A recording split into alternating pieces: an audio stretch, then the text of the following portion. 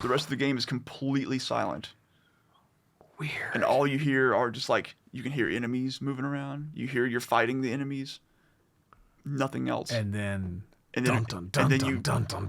this you go through elaborate. You go through this boss door arena, and you know you're gonna fight a boss because it's a big foggy door that you have to go through, and you can't get back out of. And you get in there, and this fucking music kicks in, and there's this momentum and these horns, and there's this giant monster instantly trying to kill you, and you're like, what do I do? If I die, I'm gonna go back like 3 hours. It's made for that feeling. Yeah, fuck God. Man, I can't. It's made. That's what it does. That's what it does, and it does it well. Dude, I couldn't even handle that shit before I was a dad. Like any video game I play now has to be pausable. Totally. I have to be able, if I can't pause it and like save it where I'm at, then it's like I can't do That's a huge thing with these games, is that you cannot pause them. You can't even pause them? No. Oh my God. You press start, it takes you to your like inventory screen, but the game is happening. That's violence. Something can fucking come up behind you and fuck you up. Some other player can invade your game and kill you if you're playing online. These games are mean. They're not hard, but they're punishing. They're cruel. So what is a game that you would consider not punishing but hard?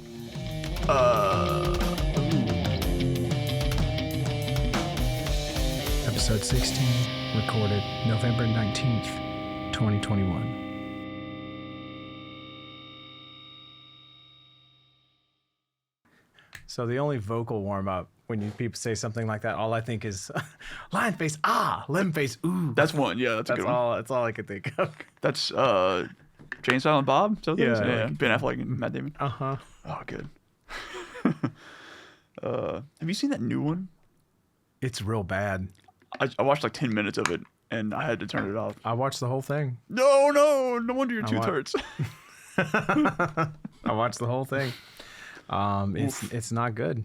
It's not good. There's bad. It felt like the whole movie was geared around this one speech that Ben Affleck.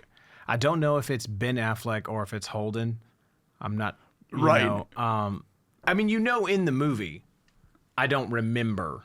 Okay, like it's clear who it is in the movie. No, exactly. Like, but my recollection, I don't remember. In your memory of the View Askew universe, it may as well be either one.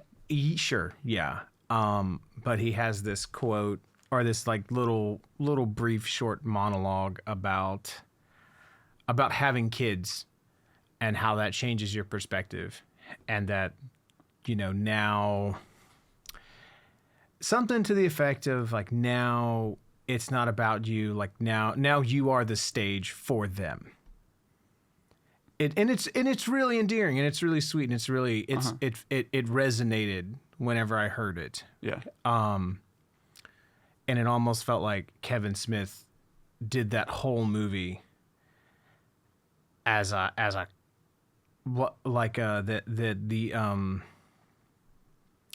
that whole movie was hanging on the coat hanger of that idea, of that one little monologue, and of him wanting to give his daughter a good platform to, because she's kind of the star of it.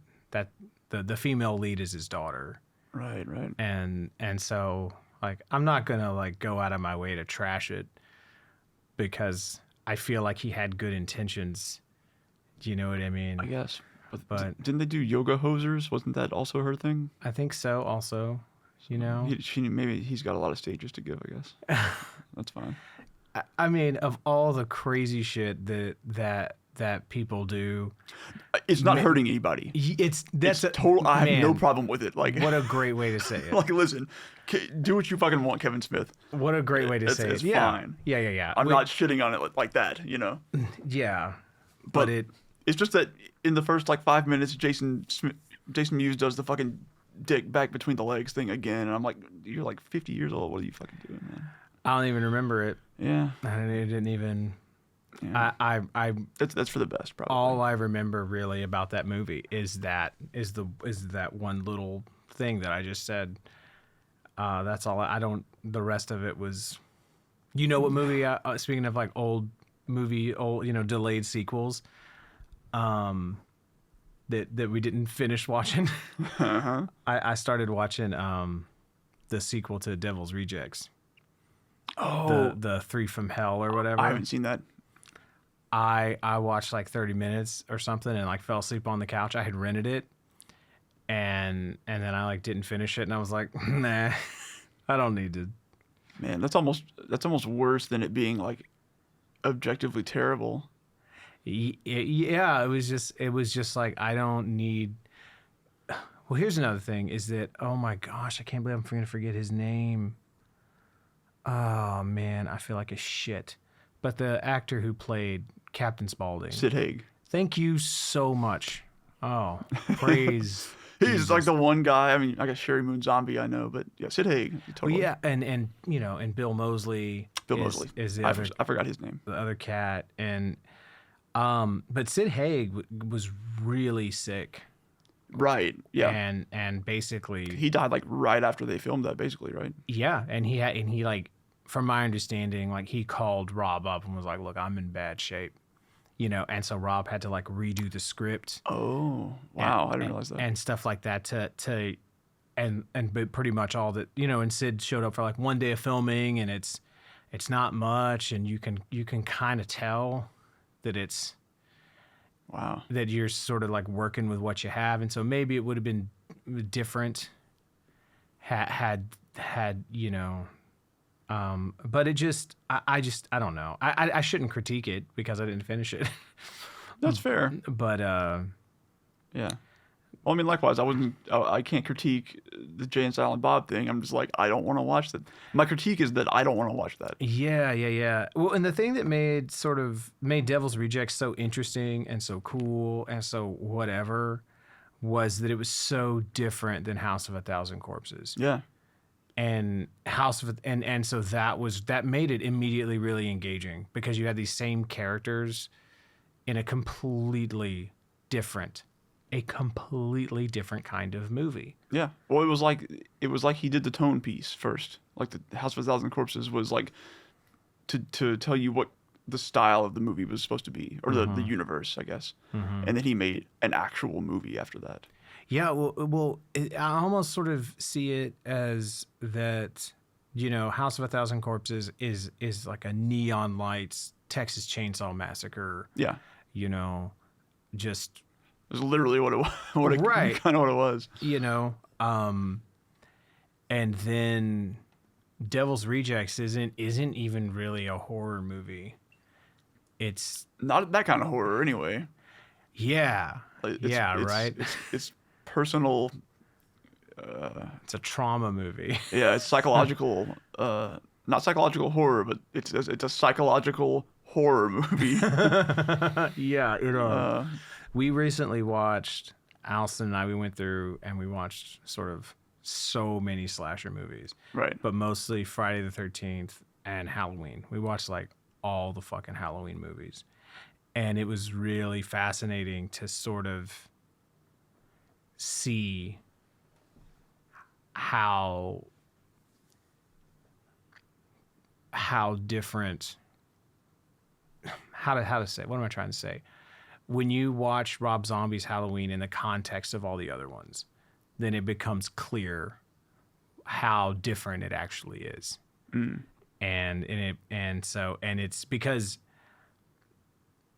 the very first Halloween, which is sort of the gold standard, you know, you can't really compare other movies to that one because the atmosphere and sort of like it really is a suspenseful, you know, like the tension and the crescendo in that movie is insane. Yeah, it is a slow burn, and then the last 20 minutes is just a sustained, you know, it is, you know, but Rob Zombie's Halloween is not that.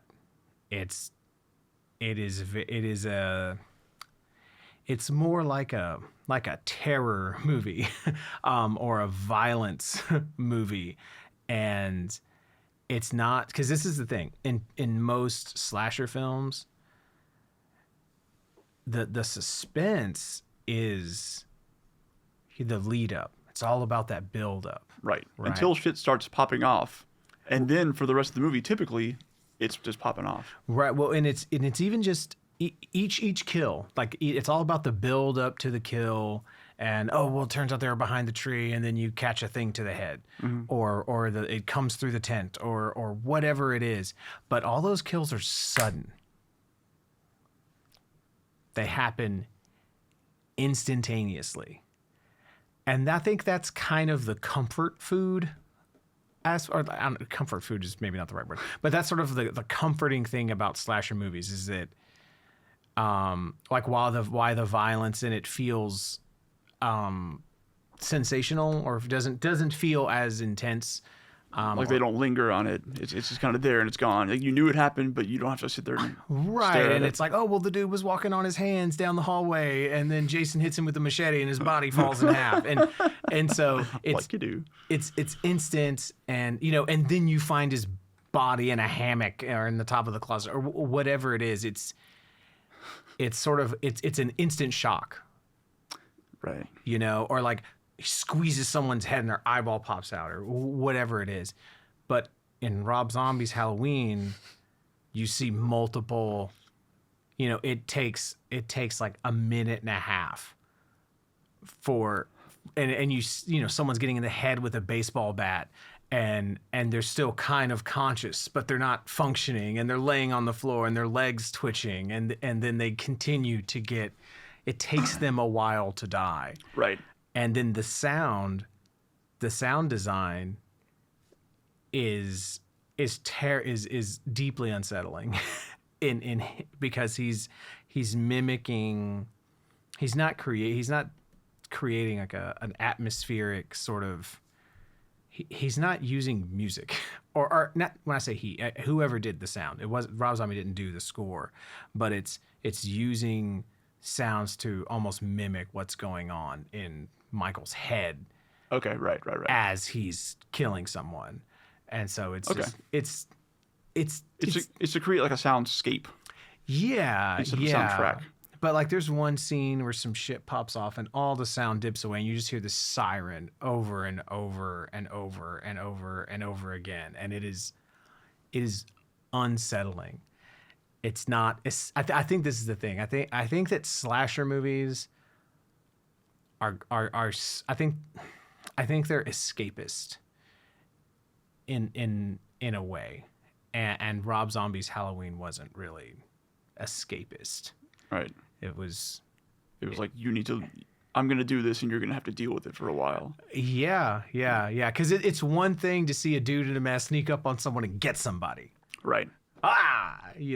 But it's a totally different thing to, when you're seeing someone like have their broken leg and they're crawling across the floor and screaming and, and there's missing teeth and blood, you know what I mean? And it's like to hang in that space is a totally different, no one films violence the way that Rob Zombie does. So what you're saying is, Rob Zombie's Halloween is less in the universe of Halloween as a series and more in the universe of Casino. Maybe. Because what you basically described the tone of Casino, and actually some of the scenes verbatim of Casino. Maybe so. Where they fucking smash that dude's hand with a hammer, and it's just like writhing there, bleeding, and then they put that fucking dude's head in a vice, and Joe Pesci's like, "I got your fucking head in a vice," and they pop his eyeball out. And maybe so. It's been a minute since I've seen Casino. Dude, that movie's fucking brutal. Yeah. it's really messed up. So yeah, like that's but then the other thing that I thought was really interesting, another one of my sort of hot takes of like why people don't fucking like that movie, because what everyone says, they hate the origin story, because the first like 45 minutes of the movie is Michael as a kid. And the only thing I've seen of that movie, I haven't seen the movie. Okay. By the way, the only thing I have seen of that movie is the scene where they're sitting at the breakfast table and everyone's like arguing and being shitty to each other. Yeah. And I was like, I don't know. Right. Yeah. And that's like the first minute. It's literally like the opening, right? Yeah. Right. Yeah. And so my like hot take on it. Well, first of all, and I get what people are saying. That's like, oh well, Michael Myers, the thing about Michael Myers that makes him so scary and so this and so that is that you don't know. He has no motive. He has no this, da da da da da da da da da. Yeah.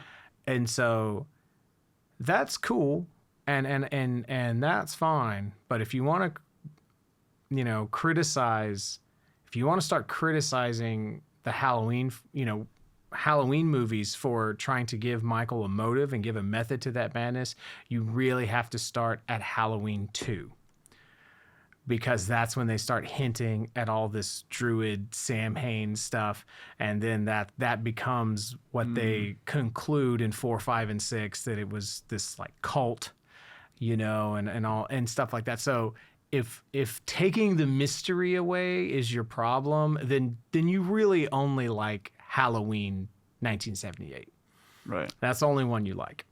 So So don't pick on 2007 Rob Zombie Halloween. Right. Go, get really mad about Halloween 5 and Halloween 6. Why aren't people pissed about Halloween 5? Seriously, that was the worst. That one was so bad. But that's another thing. But then my other sort of hot take is that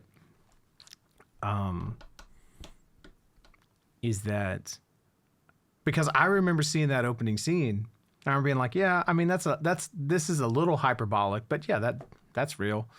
Sure. That happens. And then this kid, he kills animals. Yeah, I knew a kid who did that. And yeah.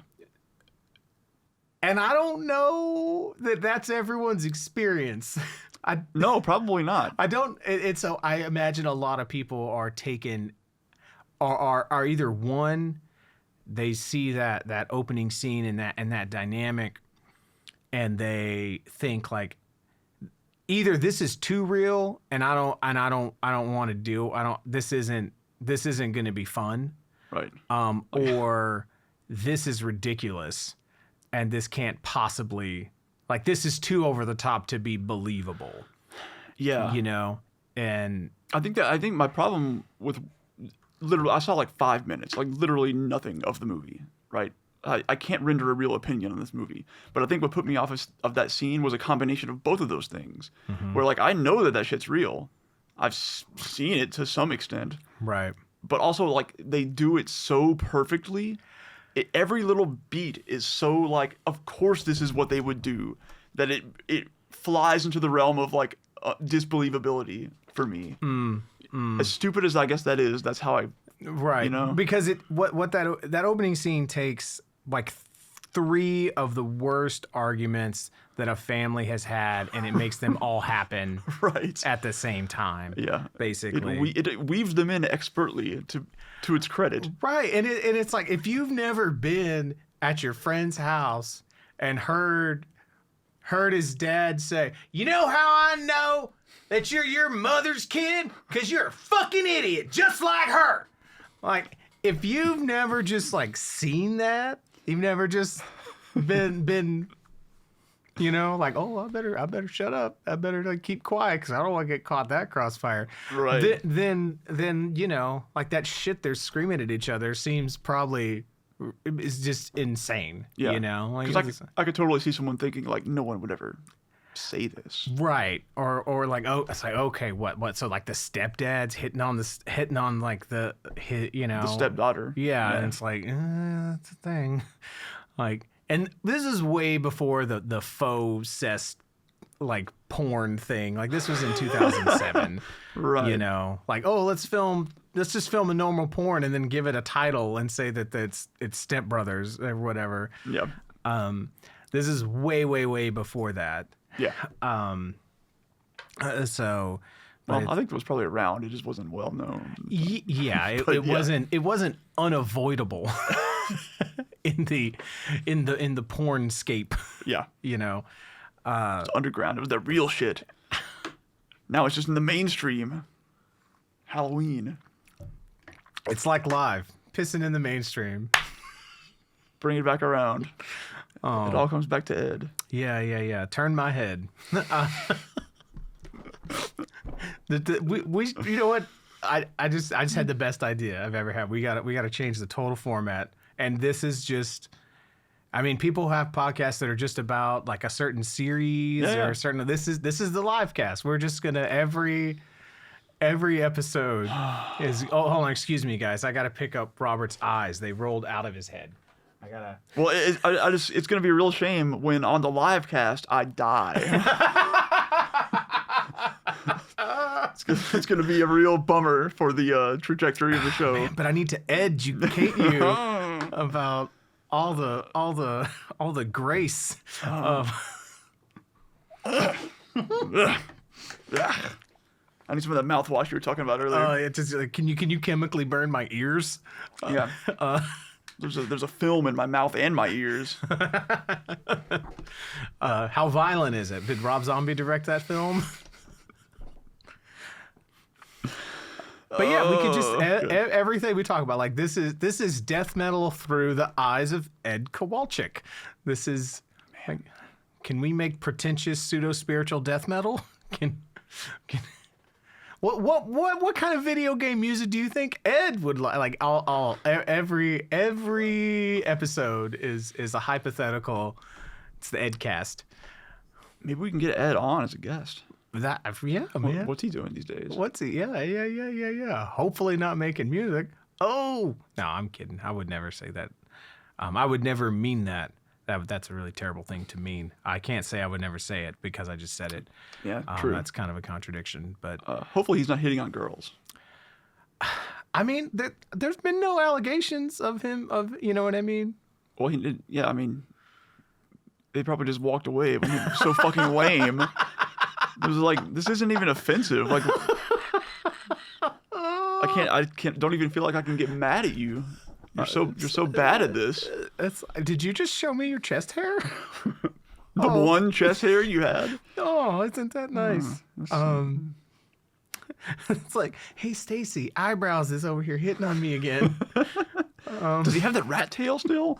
That was like 20 years ago. I'm not interested. No, but he's talking about, did he find Jesus again, or is he off of that bandwagon now? Oh God, I feel like I'm putting a lot of negativity out in the world right now. I don't really feel good about it. Yeah.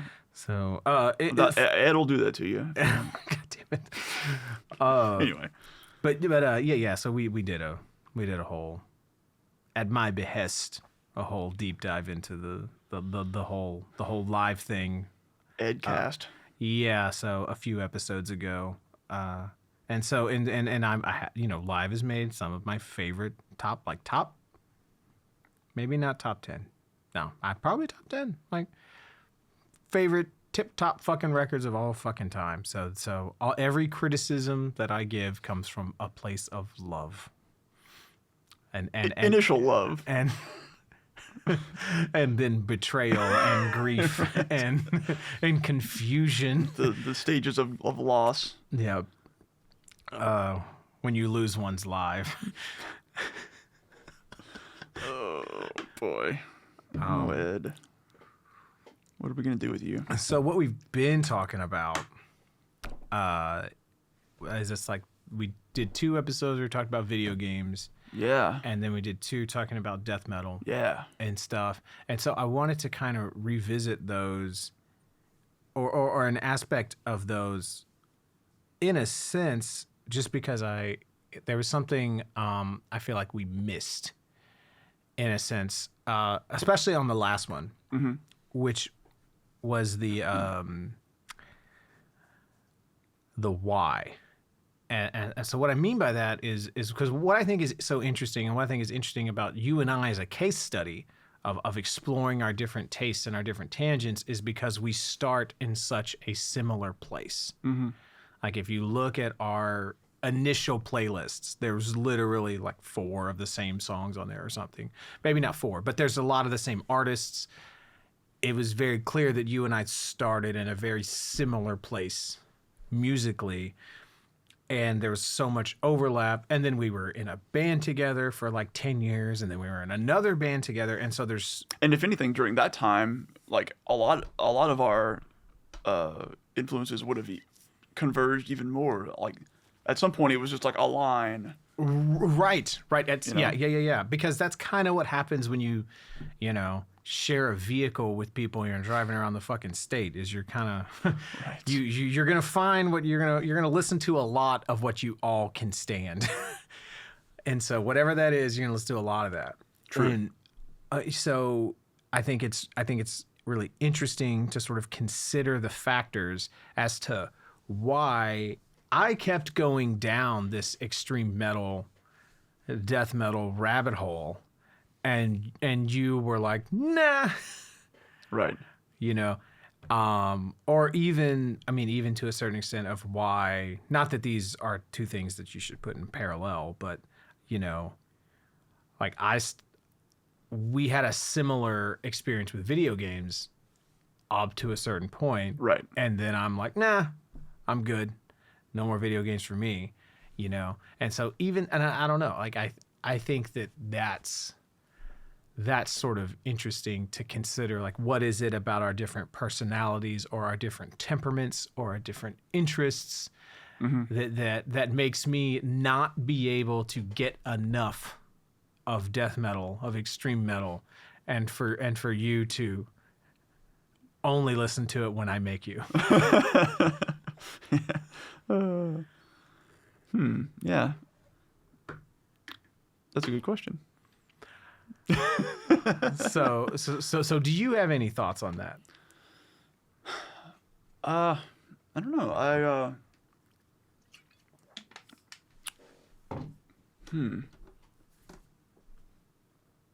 Hadn't thought about that. I guess my initial... No, I guess I don't have an initial thought, really. Because if we're talking about... I guess I'm kind of going back to, like, turn of the century time. Like, around 2000-ish. Right. Because that's sort of where the pivots happen, is in the late 90s and that 2000 of when you would have been exposed to those things by then. Right. But would have been, well, that's as much of that as I need. Or that, you know what I mean? Strapping Young Lad is as much of that thing, or meshuggah is as much of that thing, or whatever.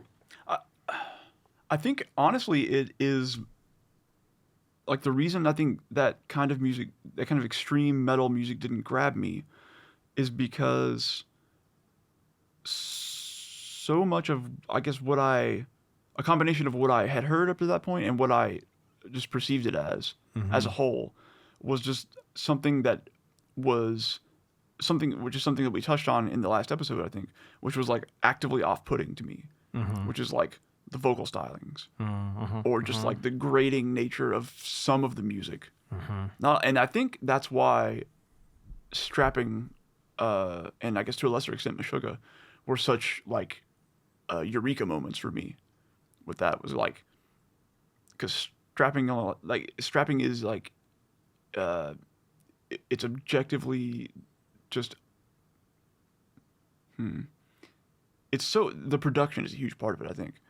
It's just so well done at every turn. Yeah, well, and it's done to a click track, it has Gene Hoglan on drums, which is automatically gonna kind of raise the consistency and the intensity of it, and Devin has a completely different approach to riff writing in that genre, and to extreme vocals in that genre, which is interesting, because I remember hearing him saying in an interview, he's like, I wanted to sing like Morbid Angel, but I couldn't.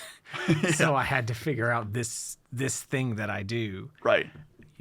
I mean, I think with both of those examples also, with strapping and meshuggah, there was like a certain irreverence as well, because Devin outwardly, and it explicitly, like on purpose, he was doing that. He was being that way. Right. Meshuggah, just like, you watch them and they're just like being kind of goofy. Right. They're just kind of being themselves and kind of weird, but they're playing some of the most technical shit you can imagine.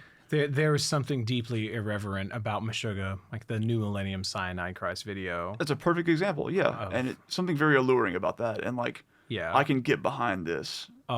Because the music, the the complexity of the music that Meshuggah was making, because there's levels, right? Like there's sort of, okay, well, we're gonna take the language of a certain music, and then we're going to put in a lot of complicated words and a lot of long sentences. Yeah. That's maybe like you think of like Dream Theater, right? Or maybe some of the technical death metal bands. If anyone's listening is familiar with that kind of stuff, I love that shit. You know, like Obscura and First Fragment and you know, all that stuff. But that's still sort of using the language, but adding complex pieces to it. Yeah. Meshuggah uses a different language. You know, Meshuggah and yeah, Meshuggah's like, especially listening to Meshuggah in the 90s, it was like listening to music from another planet. It really was, yeah. It was just so far beyond anything, both beyond and just like apart from. Because it was like nobody's playing things this technically proficient that I've heard. I'm sure there was stuff out there.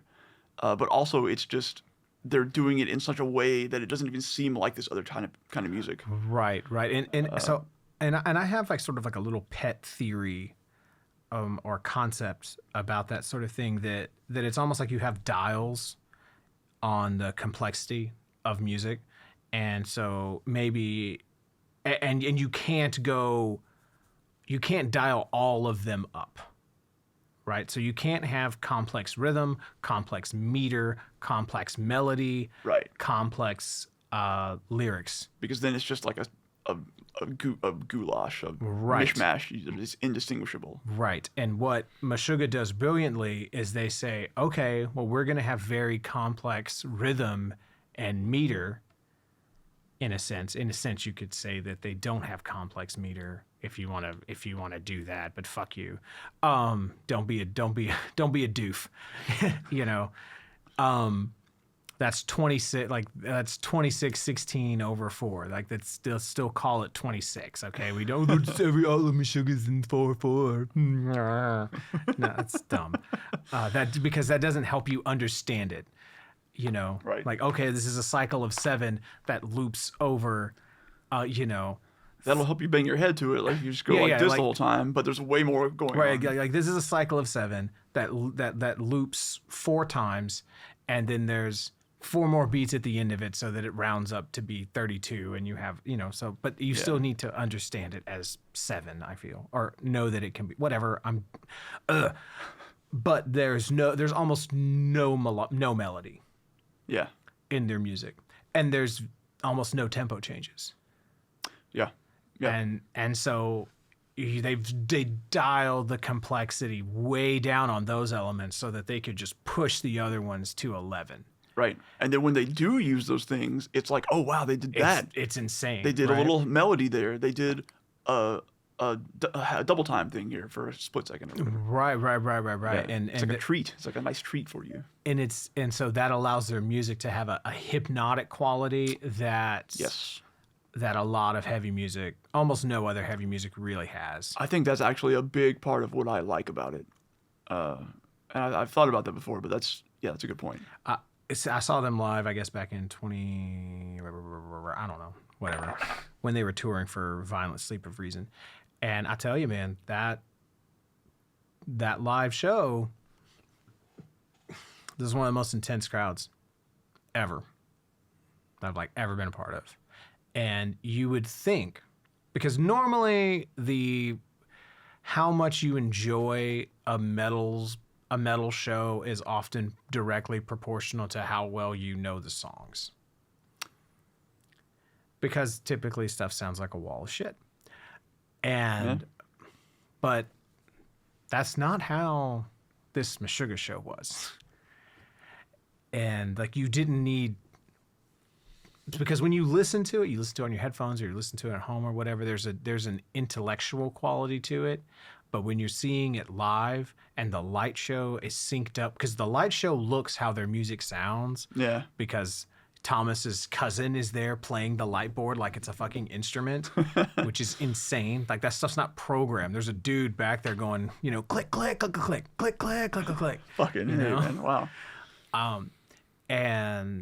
But when you're feeling that music, you know, at that intensity, it goes from being very cerebral to being extremely visceral. Yeah. And you know, and it's like you don't go to like a dance club, you know, and you're like, oh well, I don't know this song, I'm not dancing. And that's how that meshuggah show felt. Like and it's so fascinating to me that they arrive at that place by playing some of the most technically demanding music. Right. Like coming from that exact opposite direction of what you just described, then yeah. Right. That is the fascinating, you know, yin yang of that band, is that we're going to, you know, we're going to make music that we sit and write at a computer. With no concept of how we're going to humanly execute this. Right. And then somehow this music ends up getting some of the most visceral, raw, human, physical reaction of any music. Yeah. I mean, I think it's probably directly a direct result of that scaling back of those other attributes of it. It absolutely is. Because the stuff that they keep is the stuff that affects you that way. Right. It's that pulse that, yeah. And so I think that there's sort of an aspect of that, and or even Strapping Young Lad is because the riffs. I remember us sort of when we were writing with All Severed and stuff way back in like 2005-ish or whatever. Us sort of having this aha moment of that they don't do what Fear Factory does, which is whenever, you know, Gene's playing, you know, the guitars are not going digga-da-ga, digga-da-ga, digga-da-ga. They're going da-ga, da-ga, da-ga, da-ga, da-ga, da-ga, or whatever. The guitars are a lot less rhythmically complex, and that is one of the sort of the secret ingredients, I think, to Strapping Young Lad's music that makes it more digestible, or maybe digestible isn't the word, but it makes it stand out. Yeah. Well, I think it's kind of the same effect as what you were describing with meshuggah. Because with so much of the other music that has been on the playlist so far, like there's just so much going on all the time. Right. And that, like, you need to have there's like a tension and release, and if you have all tension, yeah, that's probably the way to say it. Yeah, exactly. Well, and I will say this too in regards to Strapping Young Lad, is that, you know, like Strapping Young Lad's music back then and in certain moments now will you know, it pulls emotions out of me. It brings me to tears, and no other, like I'm not brought to tears while I'm listening to Suffocation or Nile. You know, so Strapping Young Lad always was a pathway to those things, but it was always, SYL was always very different to me. And that was one of the things I love so much about SYLs, because it was heavy like all this other stuff, but it was so emotional. Yeah, it had like heart to it. It had a soul to it. Right. Well, it didn't have that detached metal thing. Exactly. Yeah. You know, and I think that's one of the things that makes him so unique. Yeah. And so then I guess sort of so to pivot a little bit in this style, because I think maybe one of these aspects might be how we approach our instruments. And so you as a guitarist and how you approach guitar versus me as a drummer and how I approach drums. Because if you were going to dig into, because it's like, well, where are you going to hear the craziest fucking drumming? You're going to hear it in fucking death metal and black metal. Yeah. And so what is, now, I mean, of course you hear crazy guitar playing, guitaring. You hear crazy guitaring in those genres as well, but I don't think that's what brought you to the guitar. No, it's not. You're right. Yeah, like there are people who what they want out of playing guitar is to be just play the fastest they can, or the most aggressive, or the most technical, or the most like cram as many notes as you can in here and make them all fast and palm muted, and that's fine. But yeah, that wasn't what I ever. I mean, again, that has a place.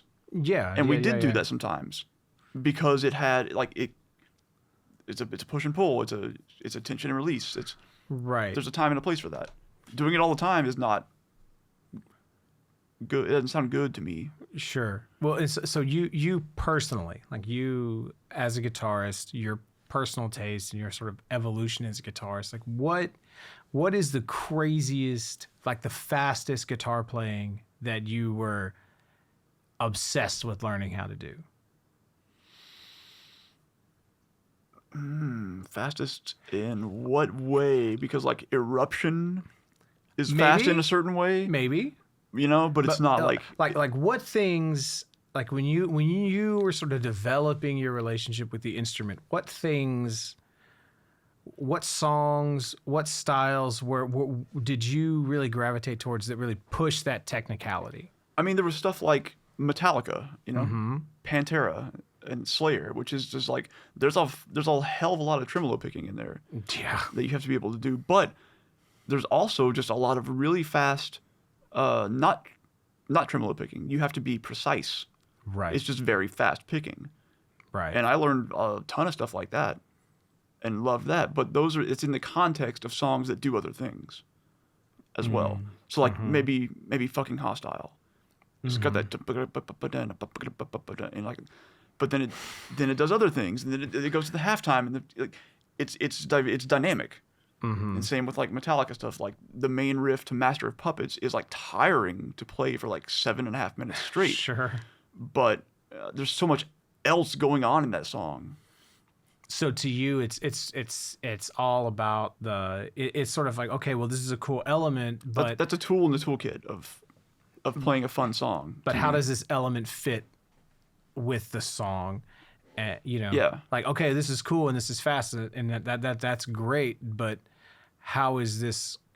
This is just a color in the palette. How does this work and if it doesn't work cool in here, then I'm not really interested in it. Like, I have no interest in that for the sake of that. Mm-hmm. Yeah. Is there anything that you do have an interest in for the sake of that? Like, how are you saying, like fast shit?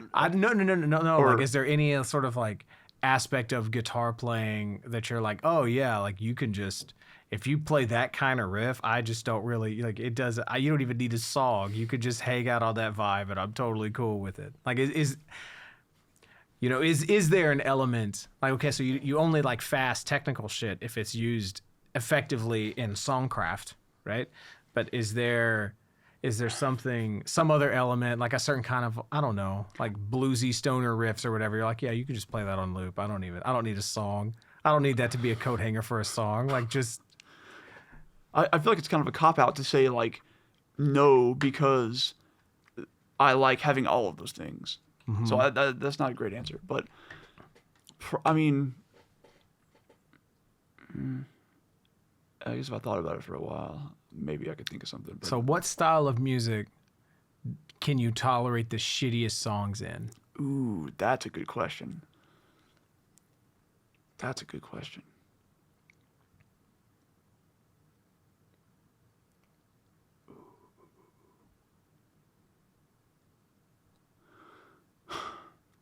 Probably something, I guess like electronic music is probably the answer to that. Okay. Because there can be things, and maybe it can happen in other types of music too, but in a lot of electronic music, what I like about it is the like the soundscape that it creates, the atmosphere, and that can come from like a synth tone, or just like the way that a lot about tonality, really. Okay. That can create like a good atmosphere, and I can like live in that for a while.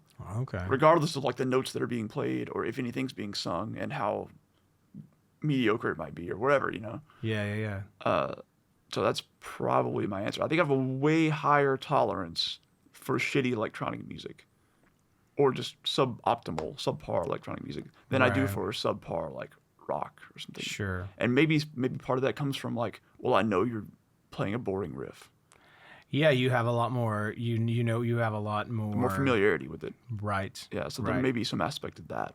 Hadn't thought of that before though. Yeah, it changes when you know how the sausage is made a little bit. Almost certainly. You know. Yeah. And so. Maybe classical music is another one. Yeah, it's hard to judge that. Probably because of the opposite reason, which is I know so little about a lot of it. Right. But so much of what classical music does do for me, I listen to a lot of classical music. It's like, again, it's that atmosphere. It's like if I guess what I'll say about my taste in music generally is, and my taste in a lot of other things too, is that atmosphere and tone and like feeling does a lot for me. That's a big selling point for me. Interesting. Interesting. And I correct me if I'm wrong, but I don't maybe think that a lot of extreme metal has a lot of that. Some definitely does, because I heard some of it on the fucking playlist. So extreme metal with sort of tone, like it doesn't have, ambience, or what did you say again? I guess like tone, like atmosphere, like Atmosphere. It creates a sort of vibe. To me there's a lot of it, but it really kind of is. It is kind of different shades on really the meshuggah equation. Okay. Of sort of. And I think that it's hard for us to tune out because we're musicians, so we're constantly being pulled in by all the complexity of it, and it's harder for us to enjoy it on that more abstract level. But Suffocation pulls that off live. Nile pulls that off live. I think it is there, or some form of like of vibe and tone is being created there. It's just not the same thing that I'm looking for or thinking about, that I'm paying attention to. It's just not something that I can hear. Like it's just outside of my aural range or something like that. Sure. You know? It is something abstract, and it's not talked about a lot in the genre of death metal, because it's death metal has a very like working class sheen to it. Sure.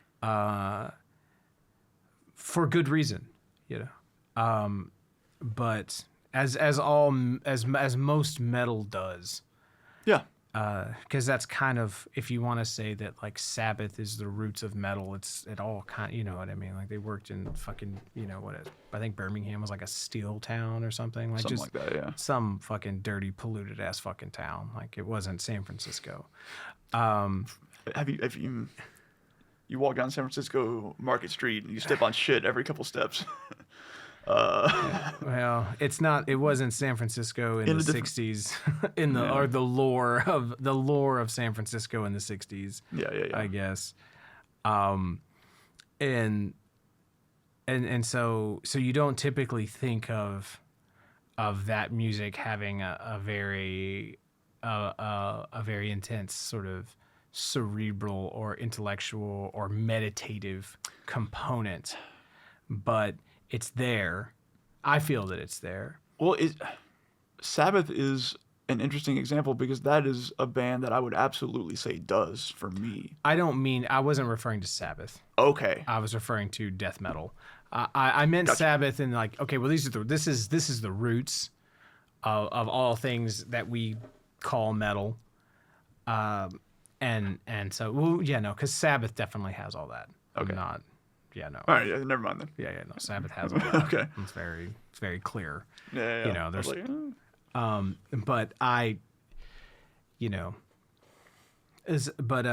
Like essentially, other bands took influence from Sabbath that wasn't that part of it, and went other ways with it, and maybe some of it's still in there, but not the focus. I only brought up Sabbath to sort of bring up the sort of the blue collar element as a tangible example. Okay. And then that since it's blue collar, you don't typically think of working class. You think of working class music as being very direct. Right.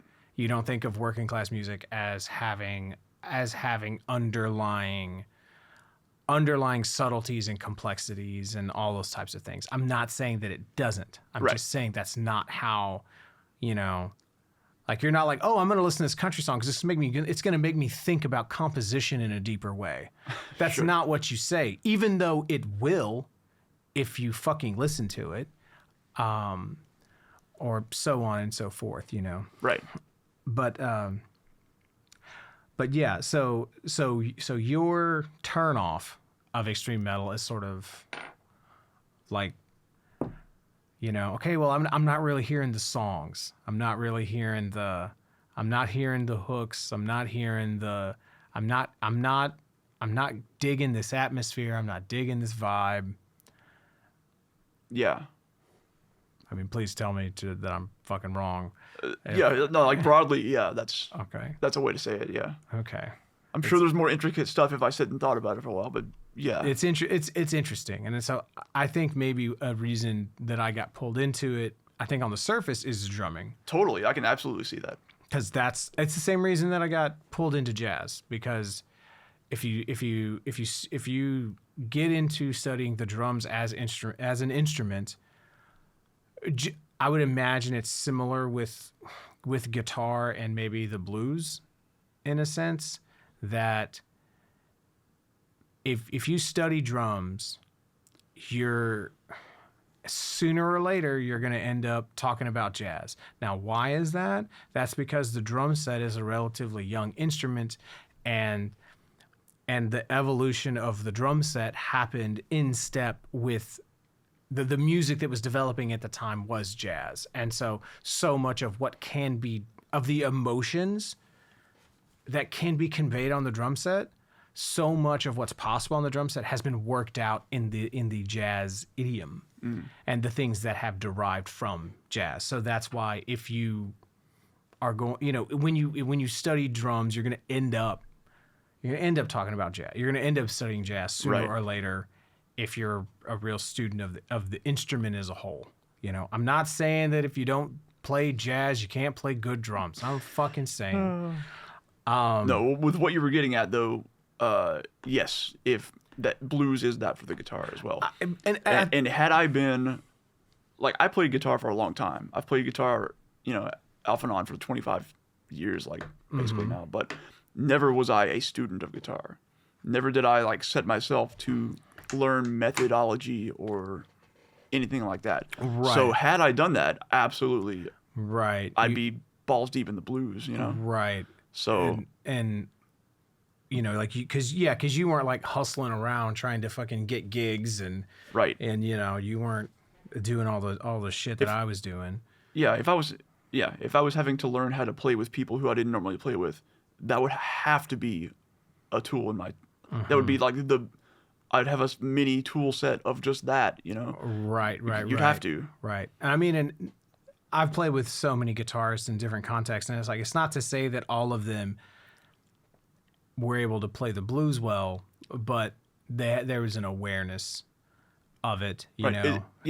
And you don't necessarily have to be able to play the blues. You just need to, like you said, be aware of it and have that knowledge as a baseline to be able to go in certain directions. Right, and really what we're talking about here too, with this sort of like this parallel of the depths of the instrument, is you're talking about what are the limits of how I can what are the different emotions and things that this instrument is technically capable of, right?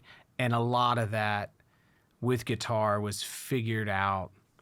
I'm totally talking out of my ass here, but I would imagine is figured out with blues for Western music, totally. Yeah, and then like the 60s and 70s like rock guitar and stuff like that. Like that's whenever like the technicality of the language and stuff like that. And so with drums, a lot of that happens with jazz. Yeah. Right. You know, bebop and post bop and all that sort of stuff. And these aren't whatever. So I think that, you know, because I was so focused on drums, that was a thing that was going to always kind of pull me towards that genre. Yeah. I think, in a sense.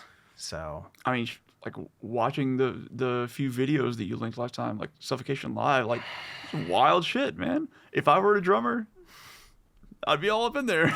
So this past fucking week, they released a live record. Suffocation did. So, and Ooh. it is so fucking good. It's so good. Oh my God, it's so fucking good. It's so fucking stupid good. It's ridiculous. But yeah, so and you know, and I wonder what other sort of, you know, what other sort of like sort of subconscious inclinations there were that sort of pulled me towards that, you know, and what sort of values and things like that. I don't know. It's interesting to consider. I don't know if there's an answer for it, but it's interesting. So there's another aspect. This is probably off topic a bit, maybe another tangent. I don't know. So my brother-in-law, my sister's husband, and so my brother-in-law and my sister and her husband. Probably a better way to say that. My sister and her husband. My brother, sister's cousin. Are way into a lot of the same extreme metal, and have been for a very long time. And they, for a while, maybe I haven't really talked to him about it in a while, but for a while, a big selling point for a lot of music they got into was how brutal it was. Oh, and yeah, sure. I never really understood what that meant, or if it meant what I think it meant, what the appeal was.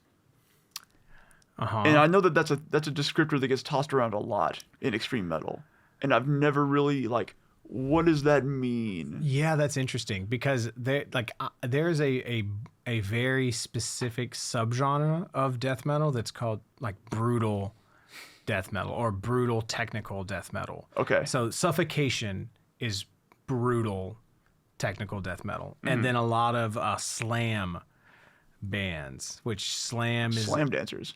Slam is a totally different branch of death metal. I've never heard of this. Yeah, man, and Whoa, okay. some of it's fucking wild. Okay. But it's I would hope so. And so, and real like there is if at some point we do sort of a deeper, more specific dive on Suffocation, I might just take an episode and I might just like, oh, these are like the 10 essential Suffocation songs, and just give you a smaller thing that you can listen to, digest. digest sure. a little more. But there's one of their songs that has it's known. It is known that at whatever time period, whatever time marking is the first slam, you know, Okay. and the first like breakdown. The proto slam. And it's in Liege of Inveracity is the name of the song. So it's sort of like around halfway through the song. But there's almost an entire genre that you could argue is built off of this 30 seconds of a Suffocation song. Damn. Fucking wild. But so brutal. So the thing about slam and brutal, when people say brutal, is I think it means like visceral. Like okay. It's not a lot of tweedlies. Okay. Okay. So it's, you know, but so it's hitting you like Right. And so, but Suffocation is often called brutal technical death metal because it gets that across, but the guitar playing is so fucking hard. Their guitar playing, their riffing is so intricate. The guys in the death metal slam band that I'm in, they refer to suffocation riffs as rocket science riffs. And like so, because we're talking about like different songs to cover. And I'm like, well, we could do like these suffocation songs, and they're like, these guitar parts, or how about we do this other death grind song? And I'm like, dude, this is fucking 260 BPMs. Like you can't. But I'm just playing 2 chords the whole time. Yeah, right, yeah. And so like there's so that's sort of what's interesting about it. And so slam is usually not very technical from the guitar playing standpoint. It's a lot more straight, it's a lot more digestible, but it's a lot but often the drumming is very fast and very, very intense. But there's not a lot of like, it's not that it's not intricate, it's that there's not a lot of twists and turns and not a lot of, and so what's fascinating about a band like Suffocation is that they get that across while being very technical, right, as well. Like you can just totally turn off your brain and just take it in, and it's amazing. But then you start to dissect it, and you're like, "What the fuck are you guys doing?" And right. that's why that's one of the reasons that band is so fascinating to me, and the reason that there's just an inexhaustible wealth of enjoyment for me from that band, and there are layers to it, like so many fucking layers. I can appreciate that. And so, but yeah, so like the concept of brutal, right? Like we would have to take like 30 minutes, and I could show you things that are like, this is not brutal, and this is something that is technical but not brutal, and this is something that is technical and brutal, and this is the matrices of Venn diagram circles of brutality in metal. Right. I'd be down for that, honestly. So it's an interesting thing, and I think also another aspect, and I don't think we can deny this, is that I'm generally my disposition. I'm much more intense than you are. It is known. I'd have a direct response to you, but I'm too busy being carefree over here. Sorry. The Tao of Robert. Yes, absolutely, granted. Yeah. And so I wondered, that you could say that's it has to be. Yes, totally. I didn't start to really appreciate sort of stoner and doom metal and things like that until like the past few years. I had to get past 30 before I could get as calm as you were when you were, 17 or something. 20 maybe. Old man, old calm man over here. Right, fucking the Zen of Robert. So, but yeah. Anyway, so that was just something I just kind of wanted to. I thought was interesting. That I wanted to. I was like that I sort of remembered all of a sudden. I was like, oh yeah, that's kind of why this format I think is so interesting. Yeah, is because we are so different in our musical tastes, and I mean, first of all, we're both very prolific consumers of music. We consume a lot of music, but we're both.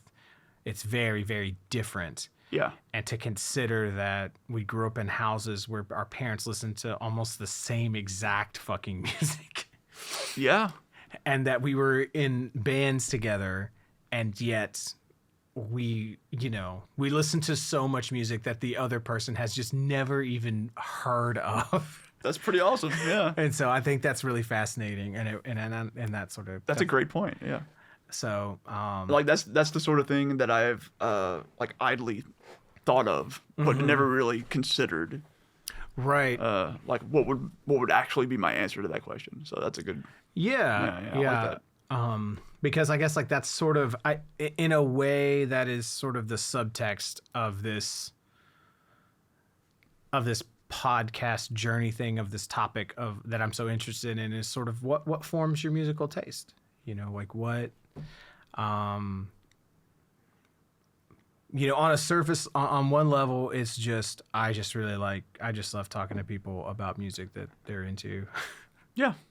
And then the other level is I love talking about the music I'm into. And then the other level is I wonder what what factors, what cultural, what psychological factors sort of affect these things, you know? Like, is it just like, I remember you talking about this on one of the first episodes of just a chance encounter with something that that happened to have a huge impact on you, you know, and change the trajectory of your tastes or something. I think you told a story about being in El Burrito and hearing Tears for Fears or something. Yeah. And, you know. Yeah, that's what, like, that planted a seed that didn't really sprout for like 15, 20 years later when that music kind of came back around in a weird way. Right. And, or, you know, I think whoever was working at Thrifty Foods in Dayton and whoever decided that they should stock Metal Maniacs. Right. Whoever did that. Who the fuck would that have been, I wonder? I don't know. Because it wasn't Dale. Because you worked there. I did work there. Dude was fucking uptight. Anyway. Whoever made that decision, who I am as a person. Like, you're responsible for about like 30 to 40% of my personality. Look what you've done. Look what you've done. What have you wrought? And because so much of my musical influence came directly from the issues of Metal Maniacs that were released from like 1996 to 99. Man. You know, so I'm dead fucking serious. Like, so much. And I mean, in a certain sense, a lot of, you know, the things that you picked up from me were from that as well. Like that's how Strapping and Glad came into the fore. You know, or all that other stuff that I was into. Yeah. And it's just that, like, how fucking random is that? How crazy, you know, that's... What are the odds? Right, you know? Right. A place like that introducing you to... fucking Metal Maniacs. Because, so this is the thing, too, for those who don't know. Metal Maniacs was very different than a lot of magazines in the sense that they were very opinionated. And so they would, if a reviewer thought a record sucked, they'd say that they thought it sucked. And usually most magazines kind of function as this sort of, you know, they're just an extra layer of promotion. Like a consumer guide. Yeah. Rather than opinion. Right. And Metal Maniacs it was very clear that, oh, well, these are fans. These are avid fans, and they care deeply about this music, and so it just always hit different than Hit Parade or Metal Hammer or Metal Hammer is the one I was thinking of. You know, or even Guitar World or all that other stuff. You know, so yeah. Well, cool.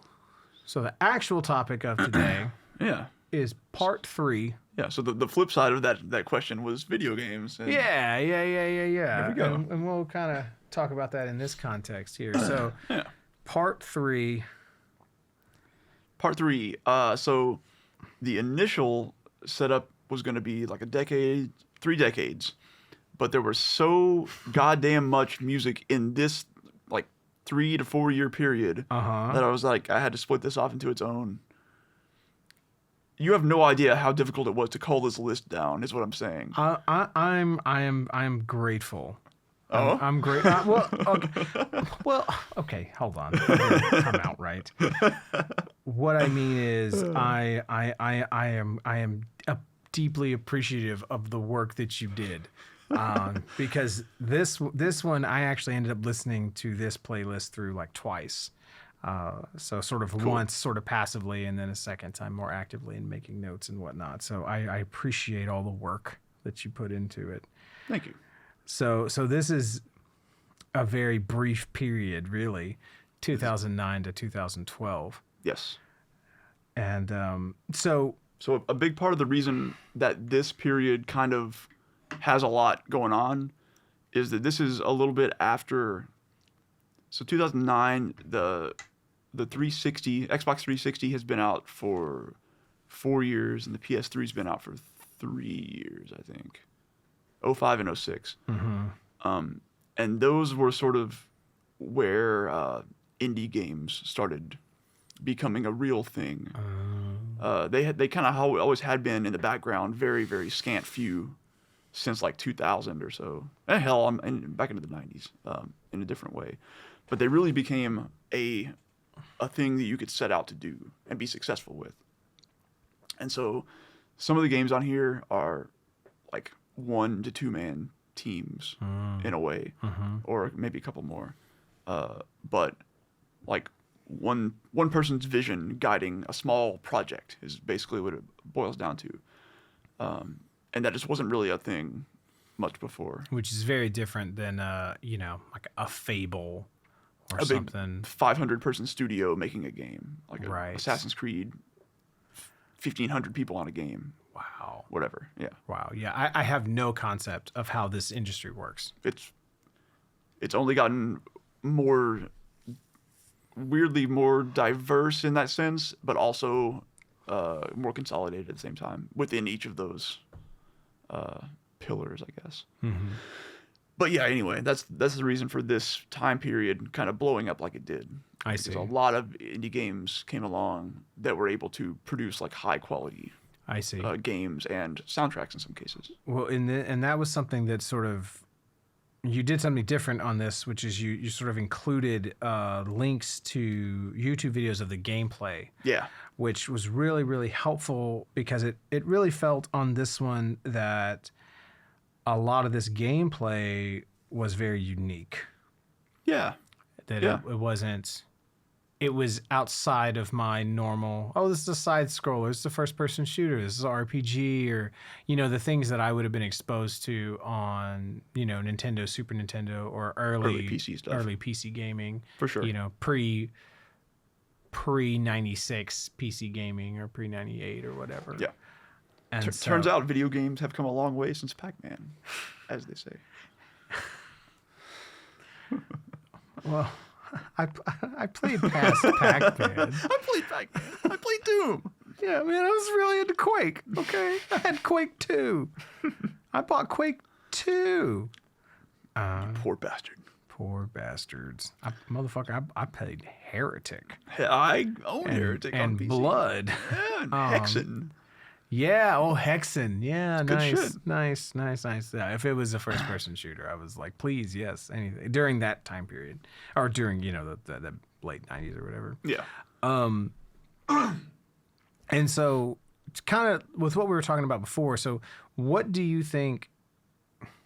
Never mind. We'll finish with that question. Okay. We'll come back to that. So the first one on here is a game called Inmomentum. So tell me about the game. So I guess these aren't in any particular order of like chronology or anything like that. I put these in order of what I thought would work best for a playlist this time. Oh, okay. Okay, Brad. Very specifically. This is a game that I don't think a lot of people even really knew about. I think I got this soundtrack in a bundle of indie games and soundtracks that I bought Okay. at some point for like big discount, and you just got a bundle of shit. And this was in there. And the game itself is kind of it's like you're running through some sort of abstract spaces, some sort of parkour stuff going on. You're jumping from these floating platforms, and you can do like a wall jump if you hit the wall right. And the whole goal is to have like a fluid line through this environment, and get these collectibles, and you have to turn and shoot things to release other platforms for you to be able to run on further, that sort of thing. So it's a fluidity. Okay. Is sort of the name of the game there. It feels kind of all right. That sort of mechanic has been done way better since then. Oh, okay. Interesting. Okay. So this was sort of like one of the earlier versions of that. As a game, it's kind of fine. I didn't like it all that much. But the soundtrack has this very like ethereal quality to it in a way. Okay. Because like what's there, you can just extrapolate that out to a bunch of other types of that same music, and that's the whole soundtrack. Okay. There's like some sort of airy female vocals that are like what are you even trying to say? They've got like effects on them. What is the they're whatever. You're not talking about reverb. You're talking about I guess there's a term for this that I'm trying to think of, but whatever. They got effects on them. That works. Okay. And just sort of some basic electronic like beats and instrumentation, some synth, but also like some strings. I see. Some cellos and violins and stuff like that. It was. I thought the music was really cool. I mean, I thought all this music was really cool, but the gameplay. When I was watching the gameplay, and how I felt watching a lot, not all of it, but a lot of this gameplay was like, man, a lot of the games that I got into playing are really passive compared to all this. Really? Huh? Well, because I played like a lot of Skyrim and like Fallout and BioShock and stuff that has that's like intense and then a lot of walking around. Yeah. And then intense and a lot of walking around. Not sustained activity, not sustained not something that you get really engrossed in and have to really focus on what you're doing. Sure. Like a Fallout or a Skyrim, you can like do a little bit and then just put it down and it's whatever. Right. Or if you're in the middle of something, you just pause it. And then you pick it back up with very little. Right. When I was watching sort of the clips for like Inmomentum or something, I was like, you're not gonna stop midway. Yeah, you're not gonna be in the middle of this jump in this bank and be like, well, hold on, let me grab myself a few cookies and let me push play and finish this jump. Right. Right. That's not how that and it sort of reminded me of just sort of, oh yeah, there's a whole different universe of different styles of gameplay than sort of the very narrow ones that I got wrapped up in. Yeah. When we get to the if you consider the bonus part to be the end of the list, when we get to that point, that will come very full circle. Excellent. And so on the track, I made some notes about the track Flyover. Yeah. And so what I thought was interesting about it is that it uses a 3/2 motif really effectively in some different ways. So, 3/2 just means like if you have like your 1, 2, Yeah. And there's lots of different ways that you can use that, right? And so it's happening. So there's a little background rhythmic figure that's happening around the 45-second mark. Yeah. Where there's like this kind of like, let me see if I can remember. It starts sort of on like beat 2, but it's like this kind of like